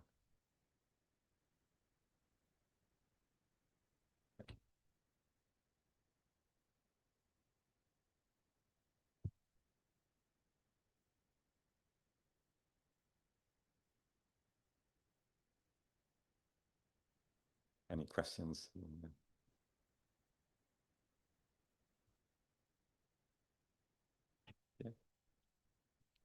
Do you have a question?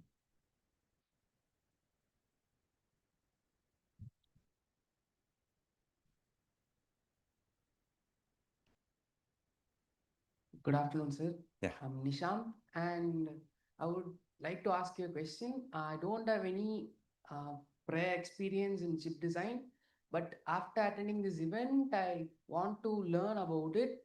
And you've showed a lot of open EDA stuffs and open softwares which you can learn. How or what steps should I take, or what would you recommend me to do so that I can learn more about chip designing and gain more experience from it? Yeah, it's a good question. Thank you for the question. So I think this is still difficult to do if you don't have some software background.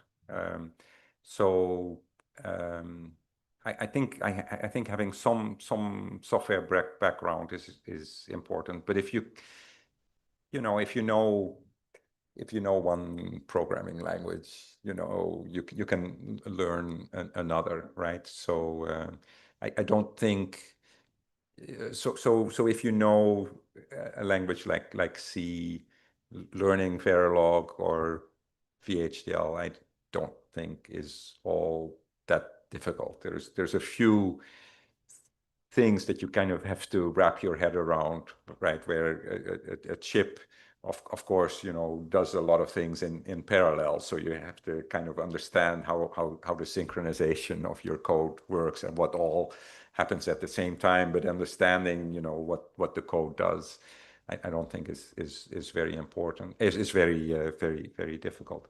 So I've had, as an educator, I've had very good luck, taking people that have had some programming course and then starting on a piece of hardware design. So yes, the amount of background that you need, I don't think is all that extensive, especially now that the tools have reached this level of maturity. And then, you learn through doing, right? So, if a microprocessor seems challenging, right, start by building something simple, like a counter or something like that, right, and see how that works, and then go to the next exercise, and then end up with a processor. Yeah. But yeah, I know that I don't think you should not be afraid to start. It's not that difficult. Yeah.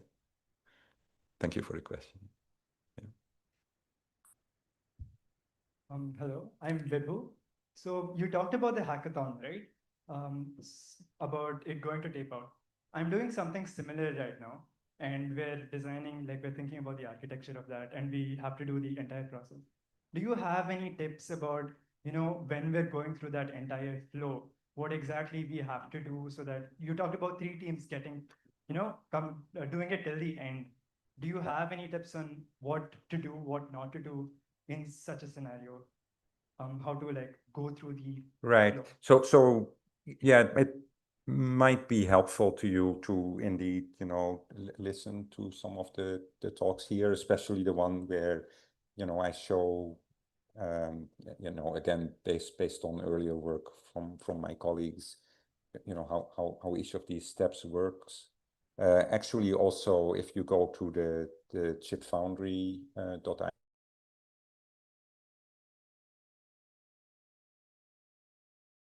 you step by step through all the different tools.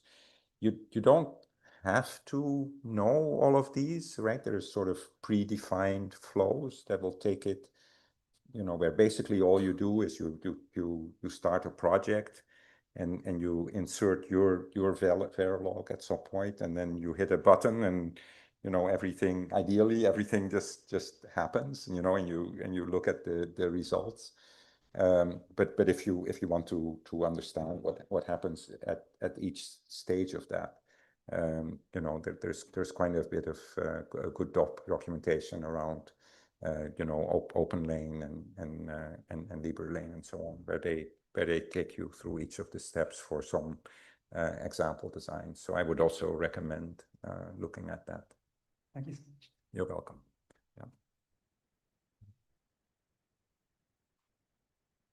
So myself, Deepak from SA Engineering College. I'm assistant professor.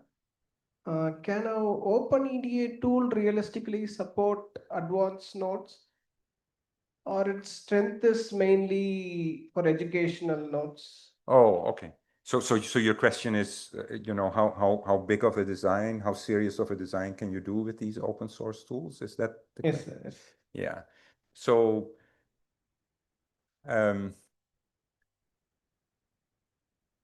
I think the answer is probably sort of medium, right? I don't think there are examples out there of very complex designs, like a completely state-of-the-art processor or something like that has been done with the open source tools.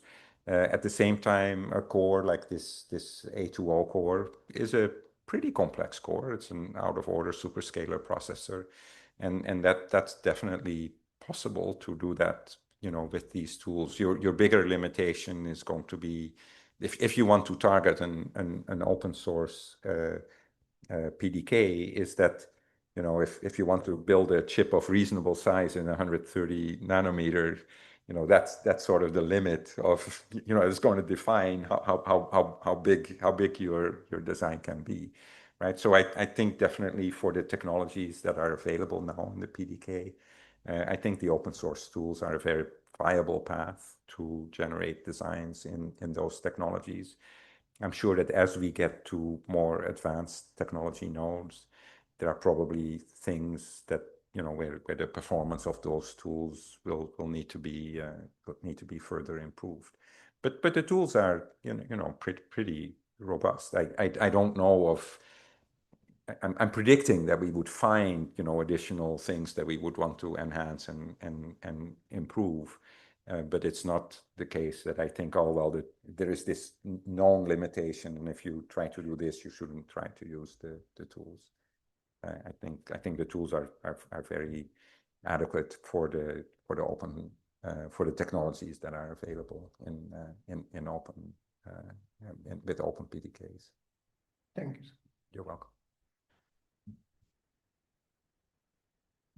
Good. Lots of Hi, questions. Peter.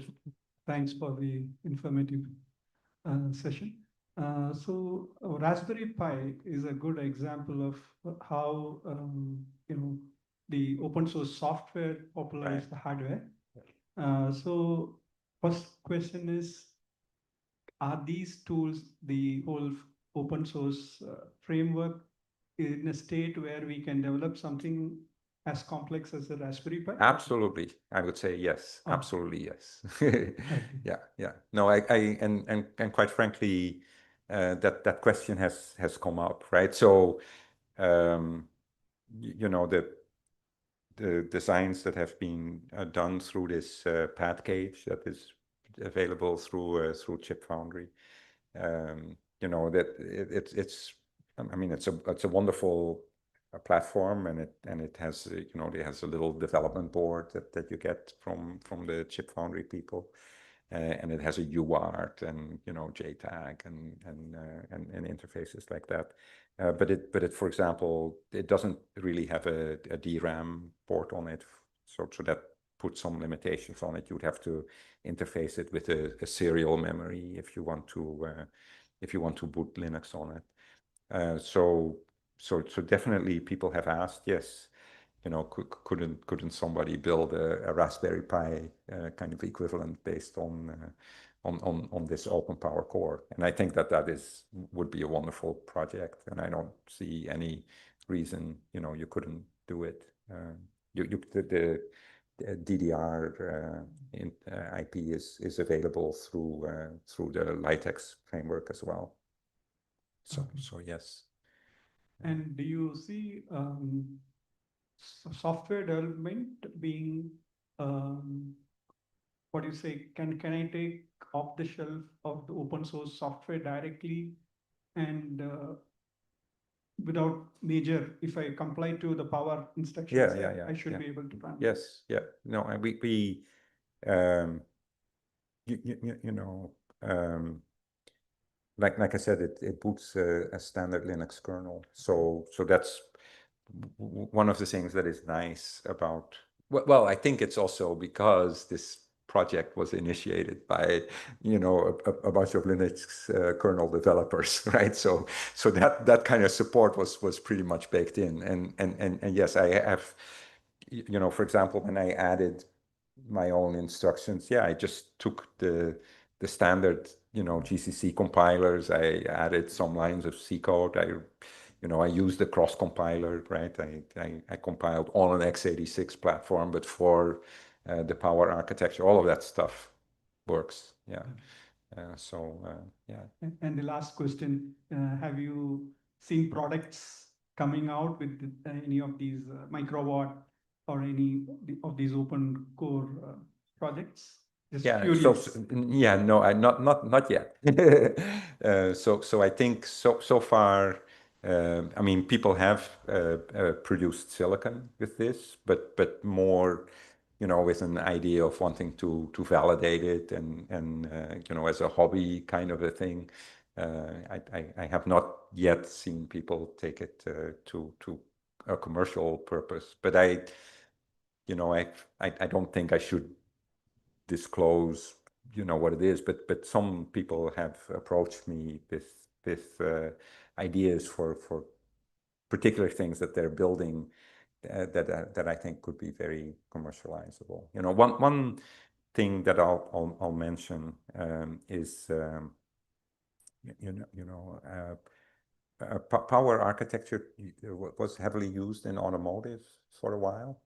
And one thing that intrigues me is that automotive is going through a kind of a transition, right? With how you know, first of all, there is an enormous amount of silicon that is now included in vehicles, and also the kind of the network architecture within a vehicle is transforming, where it's going from things that were very vehicle specific, like the CAN network, to something that's called automotive Ethernet. You know, to me, taking a microwatt and using it for some kind of smart sensor application and interfacing it with this automotive Ethernet emerging standard, you know, I really don't see why something like that couldn't be a commercial thing. So that's one example of something that I think is feasible. But I think once you start really thinking about it, I would think there's probably, you know, hundreds of examples, you know, including the Raspberry Pi equivalent of things that are possible. Yeah, thank you.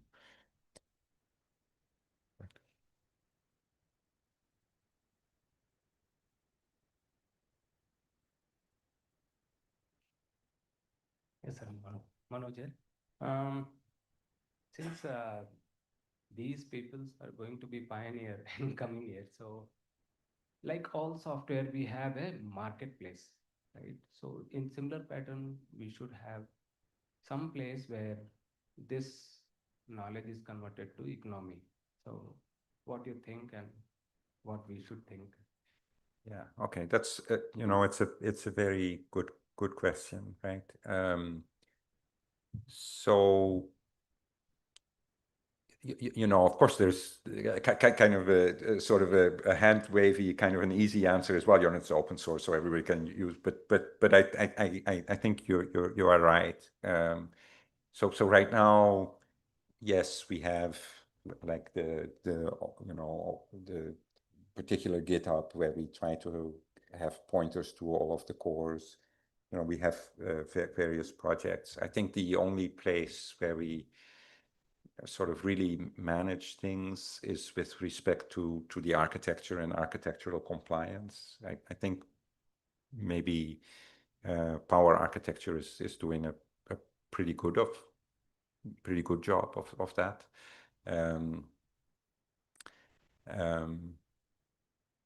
Yeah, I don't think I can be prescriptive here. I recognize that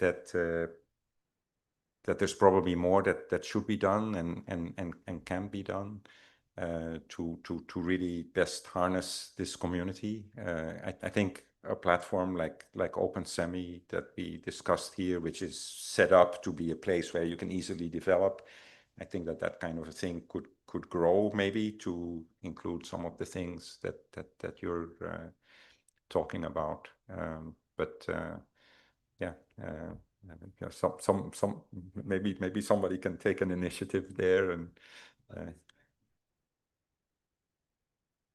yeah.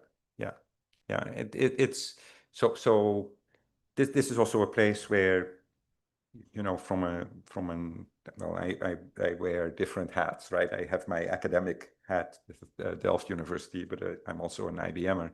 So you know, as an IBMer, our intent with putting this stuff out into open source was not to commercialize things ourselves, right? IBM is very focused on our enterprise clients, and we try to build enterprise platforms, but we realize that the architecture and therefore us would benefit from a larger ecosystem, right? And when you you know, if you have an architecture that is used for many different things, then the likelihood of things being having been ported to that ISA and being available, you know, in a Linux ecosystem, you know, are just much greater. So IBM definitely benefits from you know, other people's use and commercial use of the architecture, but it's not.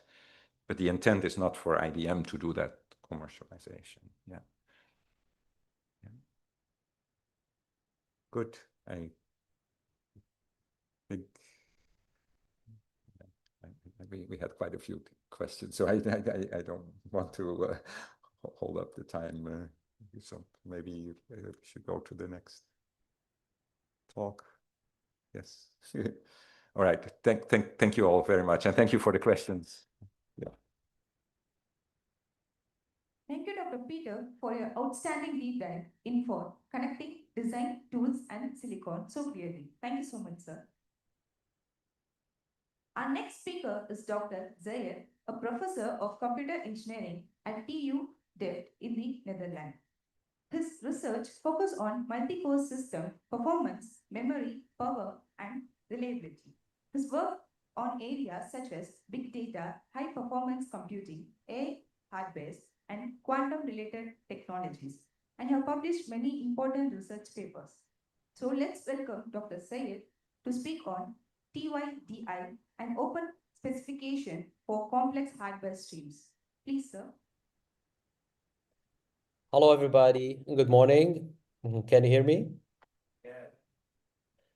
Thank you very much. So good morning, everybody, and thank you all for being here with us today. My name is Ed Lars, and today I'm going to present our presentation about Tidy, which is an open specification for complex data structures over hardware streams. It's an environment that allows you to build complex designs and gives you the tools to be able to implement those hardware designs at a high level of abstraction and simplifies the design process in hardware.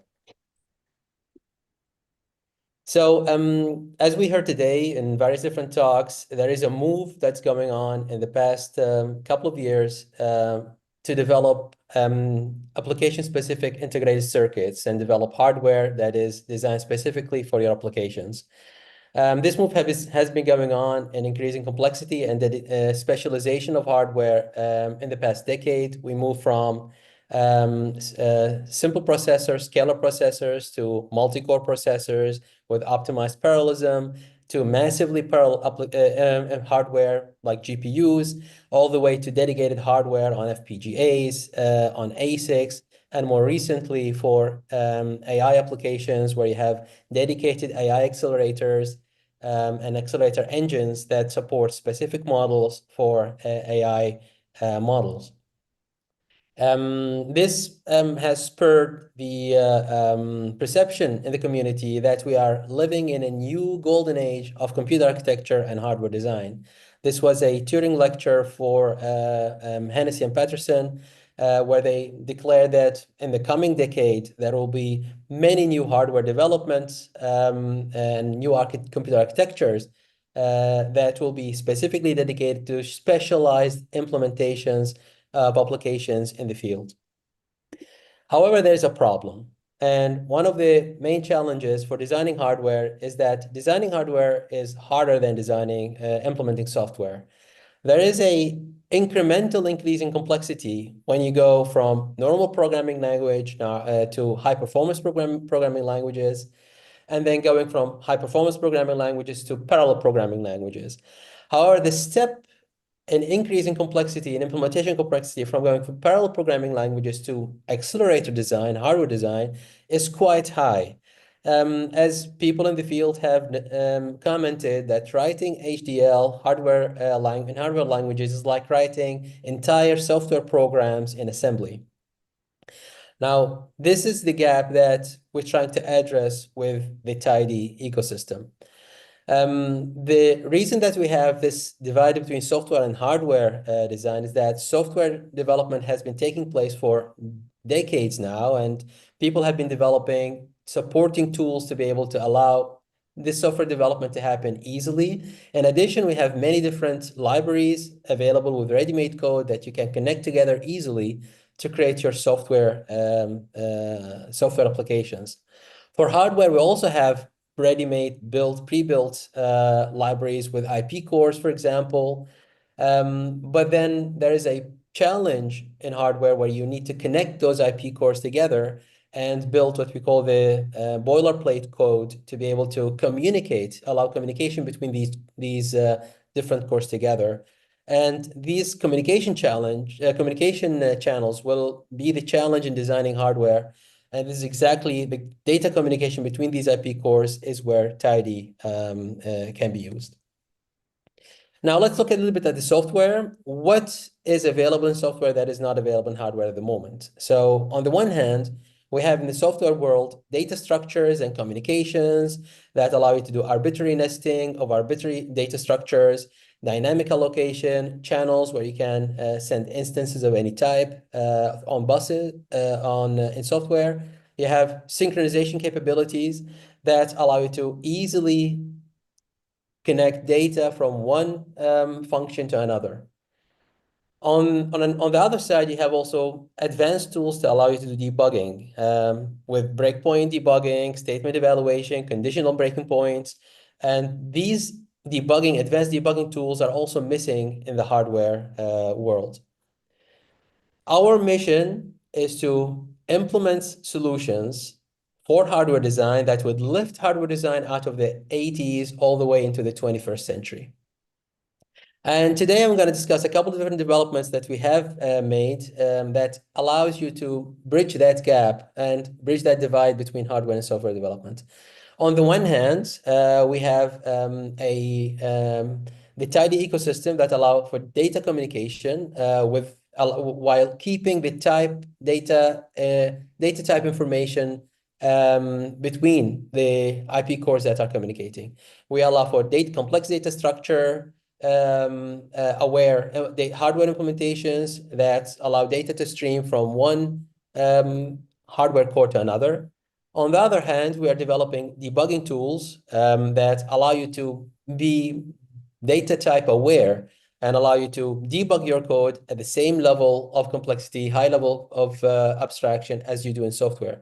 We'll show an application where we developed a tool to allow you to use a waveform debugger where you can have data type aware signals when you debug your hardware simulation output.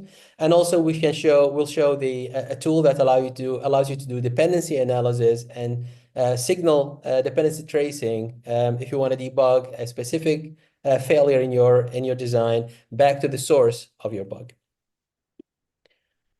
Just to show you how these tools fit within the bigger ecosystem, we heard a lot today about the OpenSemi environment that is composed of many different open source tools designed in the tool chain that would take a hardware design, an RTL design, and spit out a layout that allows you to tape out and implement a complex hardware chip. All these tools they fit on the bottom side of this figure. So the LibreLane toolchain, as it's presented here, which allows you to do synthesis. All of our toolchain components fit on top of it. They complement the kind of design that you can do with the LibreLane toolchain. What we do is that we take actually very high level abstracted attributes or artifacts. You can take an algorithm and the data that you use within your algorithm. The algorithm would go into a high level design tools like Chisel, or you might have IP components implemented already beforehand to implement those algorithms. On the other hand, you'll have data, and this is the data that needs to be communicated between between the functions in your algorithm. And this data would go into our Tidy toolchain. The Tidy toolchain will allow you to design automatically, spit out RTL code that would connect various different IP cores, either coming from existing libraries, hardware libraries, or from high-level design languages like Chisel. And combining these two RTL codes from the IP cores and the communication channels between these cores will allow you to actually debug your code at this high level of abstraction with multiple tools. We'll discuss tie waves and chisel trace. And this debugging output will help you to improve your design in a iterative process until your RTL code is stable. And then this RTL code will be delivered to the LibraLine toolchain, which will help you to get your layout output. I'm happy to announce today that we already have our tidy toolchain components available on the OpenSemi.ai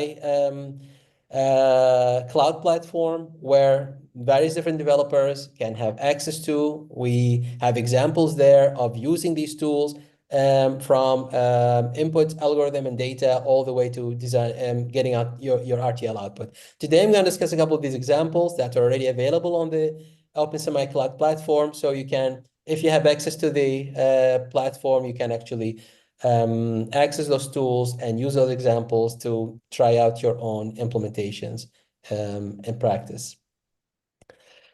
First, I'll discuss a little bit about the tidy data stream evolution. Historically, we had data being transferred in the hardware between different hardware components. This data was raw data streamed between inputs and outputs, or outputs and inputs of different components. It had no flexibility, just the data being streamed, and you will have to know exactly how the data look like, exactly the timing of this data transfer between these logic components, and make sure that by design, your hardware will respect the requirements of all different components, and this transfer of data will happen correctly. That's really hard. As time passed by, we have a handshake protocol where you're able to not just communicate your data, but also have some kind of a synchronization capability where you're able to allow different components to communicate with each other in real time to allow them to control this kind of transfer of data between output of one component and input of another component. Still primitive, but at least allows for some synchronization. The state of the art at the moment is the axis stream, which allows you to implement multiple lanes in hardware, allows you to actually have buses already implemented with some support of some synchronization signals. And this allows you to communicate data in a more readily available wide bus way between output of one component and the input of another component, but still limited to a bus implementation.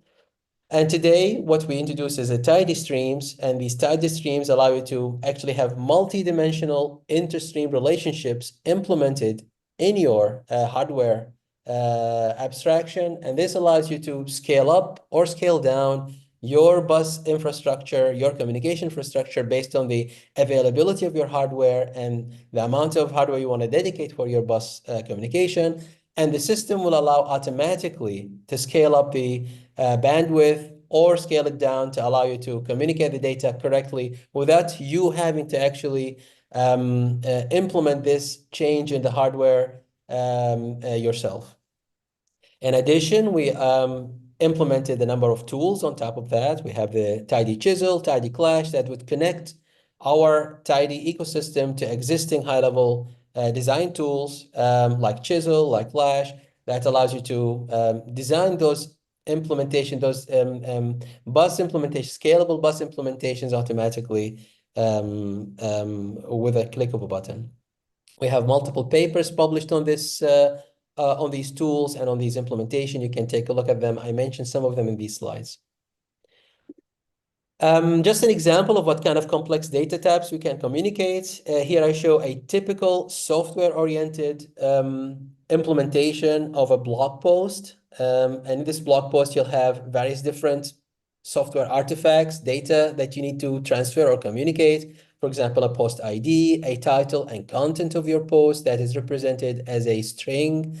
You have group information with a group ID that has username like a string, and you have comments, author information, contents. All of these are rather complex software-oriented data types that are quite difficult to implement easily in hardware. You can, but it will take quite a lot of time to be able to create your own communication buses in hardware to communicate these types of complex data examples.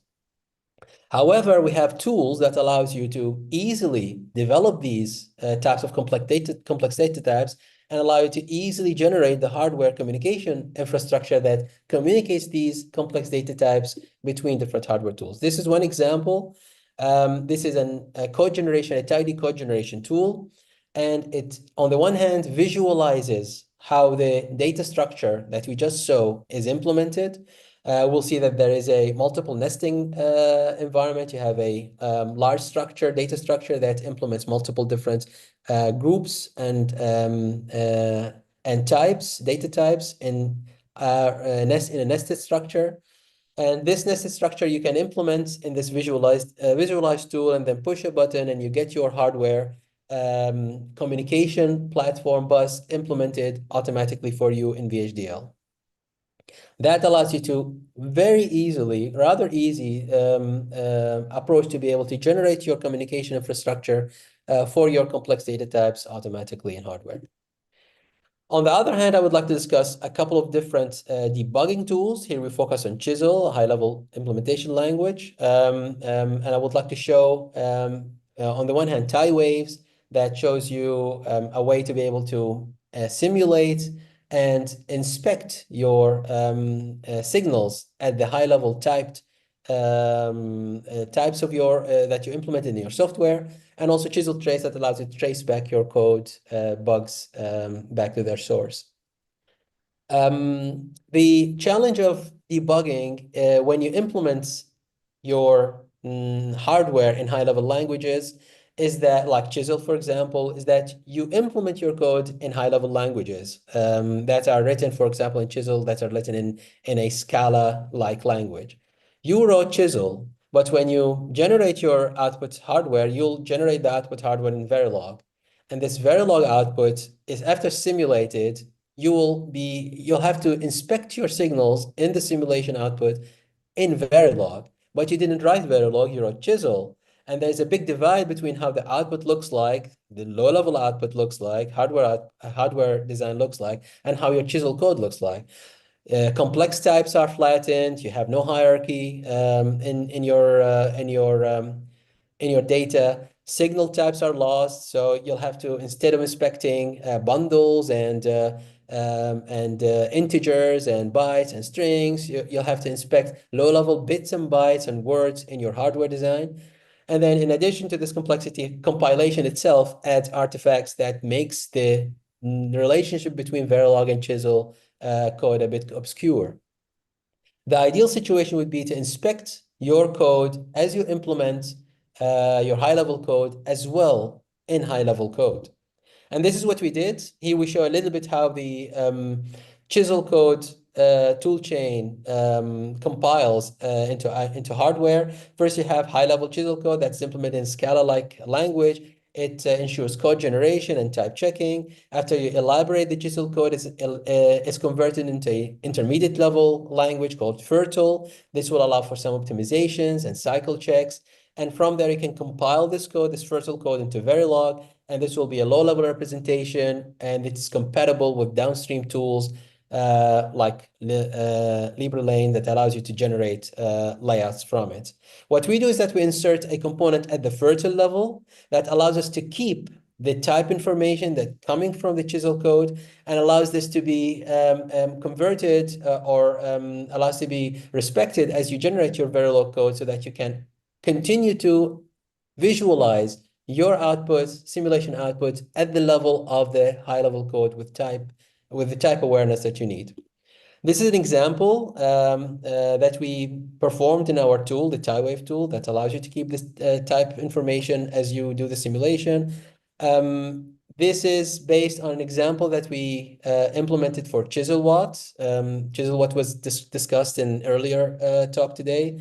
It's an open power based implementation of a processor, the microwatt processor, implemented in Chisel to allow you to keep this high level representation of your data. And then on the left-hand side, we see the output of your simulation where you have the various different signals in a typical waveform viewer after you simulate your Verilog code. And you'll see that most of these signals are actually represented in bits and bytes and hexadecimals that are really difficult to follow as you follow your signals in your waveform viewer. On the right-hand side, you'll see a tile wave output display where the type information is still respected, and you can visualize it within your output at the simulation, at the signal level. Just a couple of examples. For example, in the fetch unit, the output at the moment for in the tile waves display would tell you that the opcode at the moment is an add, which is very clear and easy to understand. But when you look at the standard output of a Verilog simulation, you'll see that the opcode is 06, which is not very informative. The same thing when you look at the load store unit, for example, in the chisel watt processor, at that point in time, the simulation output would say that the state is a store access, which is quite informative. But on the other hand, you'll see the states in the load store units in the row simulation output is 1, which is again not informative. So this gives you the tools to allow you to easily stay in context, keep your type information, and inspect your hardware in your simulation output while you are still in a way that you still understand what the different variables are and what different data is and how this data is reflected back to your design, in this case, a processor. We implemented different presentation, different tools, simulation tools that are type aware. This one is for Chisel. We have another one called Shockwaves for Clash. That is a Haskell-based hardware compilation language, also high level, and there is opportunity to implement this in other different high level languages if there is a need for it. The other implementation, the tool that we use to help high-level designs keep the high-level representation of their work is what we did here is dependency tracing tool that allows you to identify what the dependency between different signals you have in your design. There are existing dependency checking or dependency analysis tools that allow you to trace back your signal signal transitions throughout your design, but these are rather low level, and they work again at the very low level without respect of the type information, and then they are not suitable for high level languages like Chisel or Clash.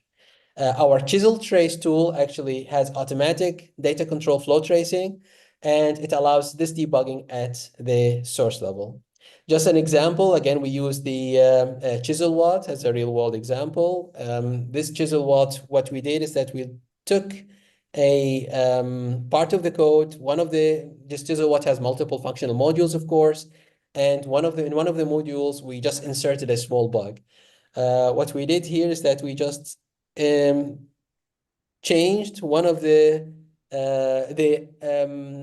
exclusive OR function into an OR function. It's a simple bug that is readily introduced by designers that is very difficult to debug later on. Here we see that the IO A input is XORed with the B input, but actually we change it into an OR function. Now what we do, let's go through this design, do this implementation, try to see if we can debug it in a more easy way than in a standard way. This is the program that we implemented to run on that buggy processor, chisel watt processor. And this program basically has two inputs to register 3 and 4, where we load 3 and 6 into these registers. And then we try to do this buggy XOR operator on these registers. What we expect is to get an output of 6, but actually we get a faulty output of 7. And the question is, now you have this output 7 instead of 6, and you really don't know why. What can you do to be able to debug this design? In general, you have to go really through the hardware implementation step by step and go through all the different signals in your waveform viewer. Hopefully in an easy way where you have your type aware system, you can see at least what the content of the information said instead of zeros and ones. But this is can be made even simpler using chisel trays. And this can show you the actual dependency between the transitions in your graph, in your signals, in the different clock cycles. Here we start with the output that you had, the faulty output, the I/O output, that shows you that there is a bug, that there's a fault that you don't know how to debug, and then you can gradually follow back in different clock cycles your transitions of your signals in your chisel trace interface until you reach the actual source of that bug, where there is still an error that caused this whole chain of transitions that caused this error. And when you hover on top of this node that has a bug, you will see right away the source code that shows that there is an OR function, and with our comment, this is wrong, it should be an XOR function. These are the tools that we have at the moment. They are implemented and installed in the OpenSemi environment. All our tools are open source and publicly available. We have them on GitHub. They have hundreds of stars on GitHub. They are being used by industry and academia. Just recently, one of our tools, the Shockwaves tools have been picked up by a company called Cube Logic that used the Clash tool to implement high-level Haskell code into VHDL, and they are using it to be able to visualize their output as with type-aware information.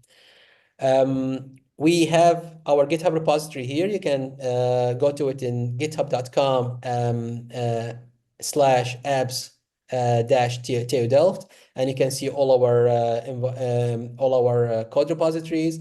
We have more than 20 papers, scientific papers published on these tools. You can also inspect those documentation, those papers as documentation. Or you can just scan the QR code and get to our repository. We are welcoming to very much to collaborations and ideas about our tools. Also, we have a company built up around our tool chain called HDL Type Tech that provides commercialization of the tool, provides support for the tool, help you with design, implementation of your designs, and help you with actually utilization of information about using high-level languages to implement your applications in a more easy way. You can go to our website, hdltypetech.com, or just scan the QR code to be able to get there. This is the team working on this in the company, HDL Type Tech, with our advisors. And you can contact us if you have any questions at info@hdltypetech.com. Thank you very much for your attention, and we'd be happy to have any questions.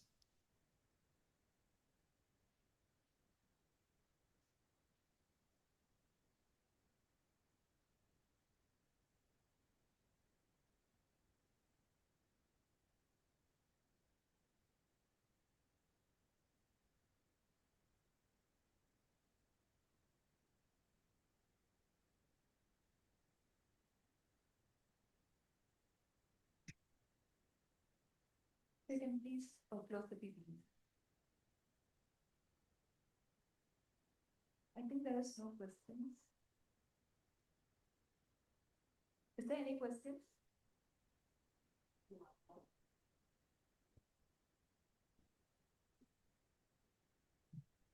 Say and Kumar, I just getting one instructions after listening to you. The VCD display, we essentially the first column we have the operations.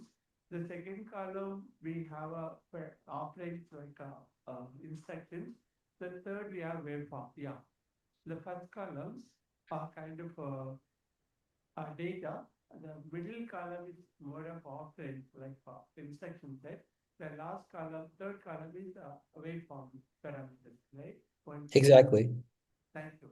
So that understanding goes well to me. On the right side, we have you put up that one where the parameters also stay as it is. The operands number also come, and then waveform also coming in, right?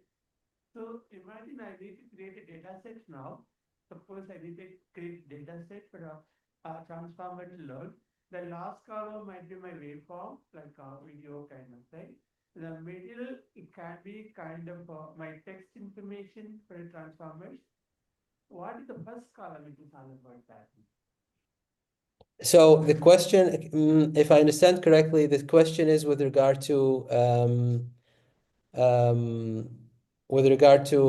the content of the first column in the VCD display of the waveform viewer. The first column is basically what, just as, like you mentioned, it's the content of the various different data types that you have in your design. And usually these data types are represented in a complex data structure or in kind of a bus. And this data is usually, as it is represented in a kind of simple VCD dump, as bits and bytes, and if you're and maybe at some level as a bus. But it does not respect type information. When you convert it using our toolchain, you will be able to be type aware and keep that information actively available for you in context.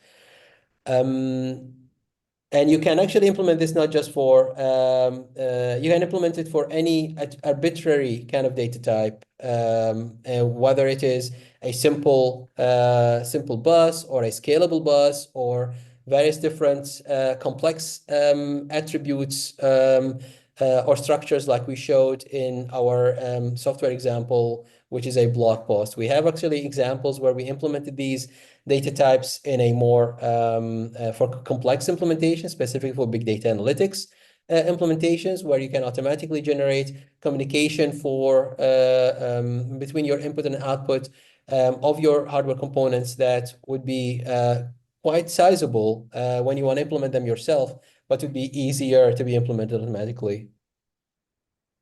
Thank you. So the first column is essentially for VCD, it's like a native one. On the right side, in your tier one, we have a kind of an open data structure which agrees on that. That's the only type will be agreed, right? Yeah. So I'm not able to hear you very clearly. Can you please repeat the question? The VCD, the first column, is like Yes. a native data structures. It can be very different. We don't know what kind of things what the customer is using it. But in the kind of time waves, we have Yes. well-defined data structures, correct? So that's what you are proposing as the open data structures, correct? Exactly. So sorry, so just to be clear, these are the same design, right? So on the left-hand side, because typically in the tool chains, you're only able to inspect sort of at the Verilog level. You know, on the left side, it's what it typically looks like today, and it's on the right is the same design, but then it's the same data structures. It's exactly the same, but on the right-hand side, we maintain the hierarchy and things like enumeration types and so on. So, but it's the same design. We're looking at the same thing. It's just on the right-hand side, a lot more of the, as they mentioned, a lot more of the chisel level. Data centers, which we cannot go further into because well documented. So open data type structures, what published by a team, which I will see what is they published, that data structure will be there. Here in the left side, it can be anything like so people can put what they like.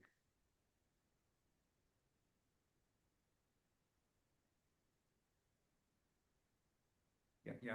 Again, I think the important thing here is that so the data structures that you see on the right derive from the chisel code that you wrote originally, right? And that they're just like a software program, and you use software data types like you, and it's just that you're now able to inspect it at the level that you wrote it instead of being forced to inspect it at a much lower level of abstraction if you use the standard tool. Yeah. So sorry, Zaid. No. I mean, please go ahead because I'm not really able to hear the question. It's a bit far away from me. Yeah. No, I think I think we got there. Yep. Another question. Oh. Say thank you so much because we're trying to build a data set out of your tools here, like a primitive data type which can be used for training the deep learning network. That is my intention. That's what I'm trying to understand in detail. Well, that's great. Would love to have this kind of practical uses of our tools. There are a couple of different companies and universities that are looking into our tools and using them. And if there is any interest from your side to be able to use the tool and give us feedback, engage with us, we would be very happy to support you. Thank you. Thank you, Dr. Syed, for the excellent and forward-looking session. We are almost to the end of our session. Our vote of thanks today will be delivered by Dr. J. Kumar S. Dr. J. Kumar is a signal processing and embedded system expert, currently working at ARM and associated with Mistil Solution in leadership role. He has experience across industries, academia, and has been elected as a ARM ambassador and has worked with multiple organizations on advancing embedded semiconductor and system engineering. I would like to welcome Dr. J. Kumar S. to deliver vote of thanks. Thank you all for being here in persons. I think we are touched close to 100, but still most of you made it here. It's really nice to see you all in persons. Thank you all for coming. And also thanks for all others mind, which is 400 plus on the online, which is a good to have you all online. I hope next time you do make a visit to Bangalore. Okay, so these are the two things in my heart. I want to thank you all, younger generations.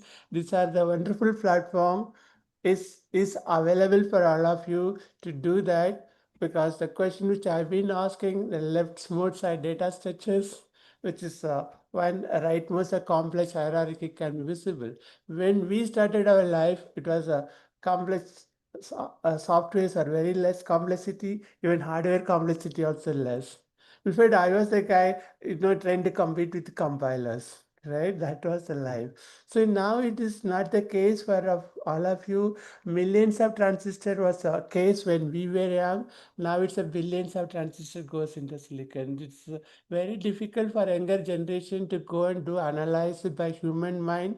Then we need AI for that. So OpenSemi.ai is a platform in which is going to create AI going to come and join with the designs of semiconductors. That's a place we are there. It is a happening place. It's going to happen much more stronger. And I'm really thanks to the organizing people from Chennai and Coimbatore and Bangalore to be in this place. Thanks to Vijay and team in particular, OpenSemi.ai. And also thanks to Rajalakshmi College, where they taken leadership to support and encourage this modern development in the semiconductor and AI coming together in that.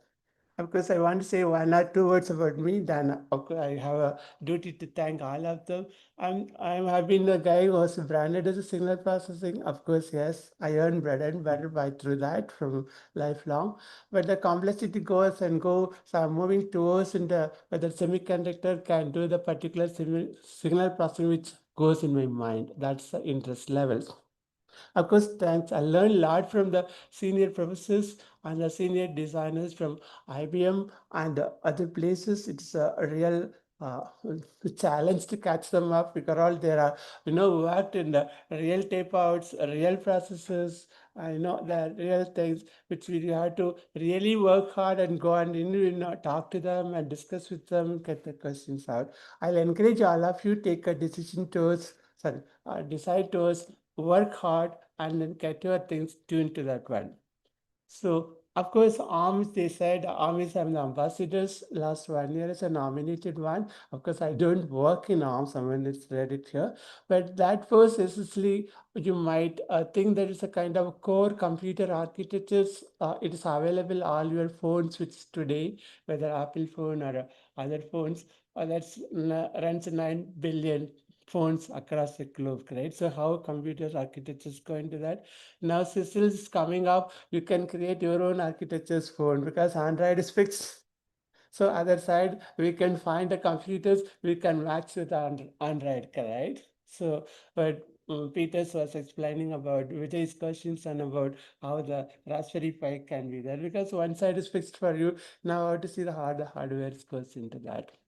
So apart from this, we do have a kind of interesting work which is trying to come out with how the IC design tools which is comes in the part of open source. That's a primary effort which we all of us today are committed and joined together as a community, not as a seminar. Here I'm thank Raja. He said very nice things about the starting one. We worked last 2 to 3 weeks and we come up the stage very fast. That's of course, he's highly talented and a gifted person. He with the shorter distance, he come with a quite amount of running exercises. We could able to see the results quickly. He put an amazing effort. It's good for all of you. Take a benefit out of his around, and he made things available. So that's the way it is. OpenSemi was lucky to have such a talented people to come and contribute for all of you. That thanks, Raja. And then, of course, me myself, Agai was a great heart and their institutions, which of course there are a lot of institutions in Chennai and Bangalore, but there are certain places people need to acknowledge hardships and other things. That institutions find a way to get into our friendship OpenCV. Madam, thanks for all of you coming here. I hope the next hackathon and the leadership role is going to come. I'll take a one note here. When AI 2012 opened the gateway in the world, there was a professor called Fifi Lee from Stanford. Ma'am took the whole of ONS and conducted hackathon on ImageNet competitions. The 2012 competition in ImageNet, it opened like in the world of AI. Today, NVIDIA is harvesting, that's a $5 billion company. Imagine that hackathon would not have been there, that AI company called NVIDIA would not have been there as we see now. It would have been display company, like, gaming display company. So the college level, university level hackathons does make a lot of difference in the kind of research and new development and things. So thanks for coming in persons in particular. Of course, Site Alerts is an amazing tool set which have been kind of bringing up the complexity from coding by hand and then come to Sizzle and higher level thing. It will be very useful for younger generations. Even you might use OpenAI to create a code and the tools are there. Raja has put up the tool chain for you. Just run it within 2-3 days. You'll come out whether the architecture is valid or not.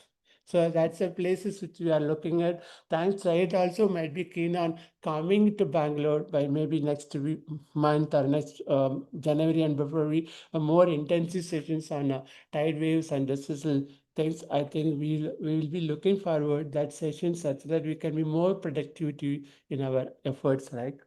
Suniti-san is an amazing opportunity for all of us. In fact, one thing I heard he also from IBM.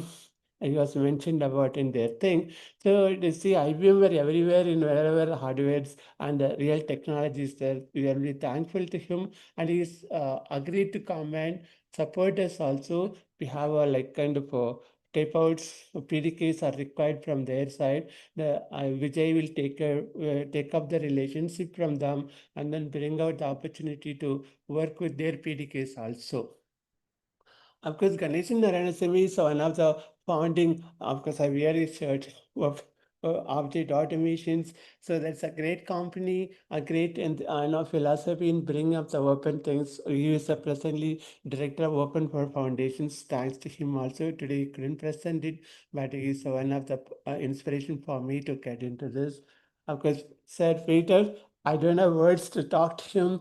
He was actually, it's like I'm back in my college 90 days to the PhD and with the professors. So though he lives in Texas, Austin, moves around that I'm Bangalore, in constant touch, improving the things and learning things together. Microwatt is the one of thing I had opportunity to learn from you in persons. The whole thing set it up. Thanks for you in person in coming and enlightening all of our younger generations here. It's nice to see you in Bangalore again and again, Fritzl. Of course, Christopher said one of the leading personality like Dr. Kalam said, and he was in that position for DRDO, and they were like a role Indian science and technology scape, and he had a good experience in seeing multiple complex designs and not only hardware in the software as well. So he was mentioning about his kind of hardships. Thanks to him also. Once again, I'll thank you all of you. But there is a nice thing to say without Vijay, nothing would have moved. When you plan certain things, I'm sure most of the cost youngsters, how difficult to bring out some events and things like that. There will be some leaders, will be there behind. Vijay is that leaders, and thanks to him for taking up the leadership to put, of course, Raja as well. These two other are behind you both. There is a great team from that OpenSemi. All of you, thanks for all the OpenSemi team, because yesterday they were there and they're trying to do a mock here. I saw this auditorium was seeing how we were, then they said, no, we are streaming from IIT Alumni Centers. So moreover, I'm really thankful to IIT Alumni Centers, Bangalore, because this 2 months back, October 24th, I think they brought me here in that overviewing whole thing. They asked, see, this is the places we are there, a lot of things can be done and so on and so forth. That's the time I said, okay, first let's have event here. So, and I asked them whether is it possible to have that kind of event. They said most welcome. So thanks to IIT Alumni Centers, Bangalore also. This is a way, of course, they're looking forward to have a good interaction with IIT or non-IIT. This is, things is happening like in Bangalore. Apart from that, there is a good announcement. Fourth floor, there is a lunch is arranged for all of us to have that one. Please do not miss that. And thank you. Thank you, Dr. Jay Kumar, for your kind words and for summarizing today's journey. And I thank each and everyone for being a part of this event, Open Source Hardware Convergence 2025. Thank you so much.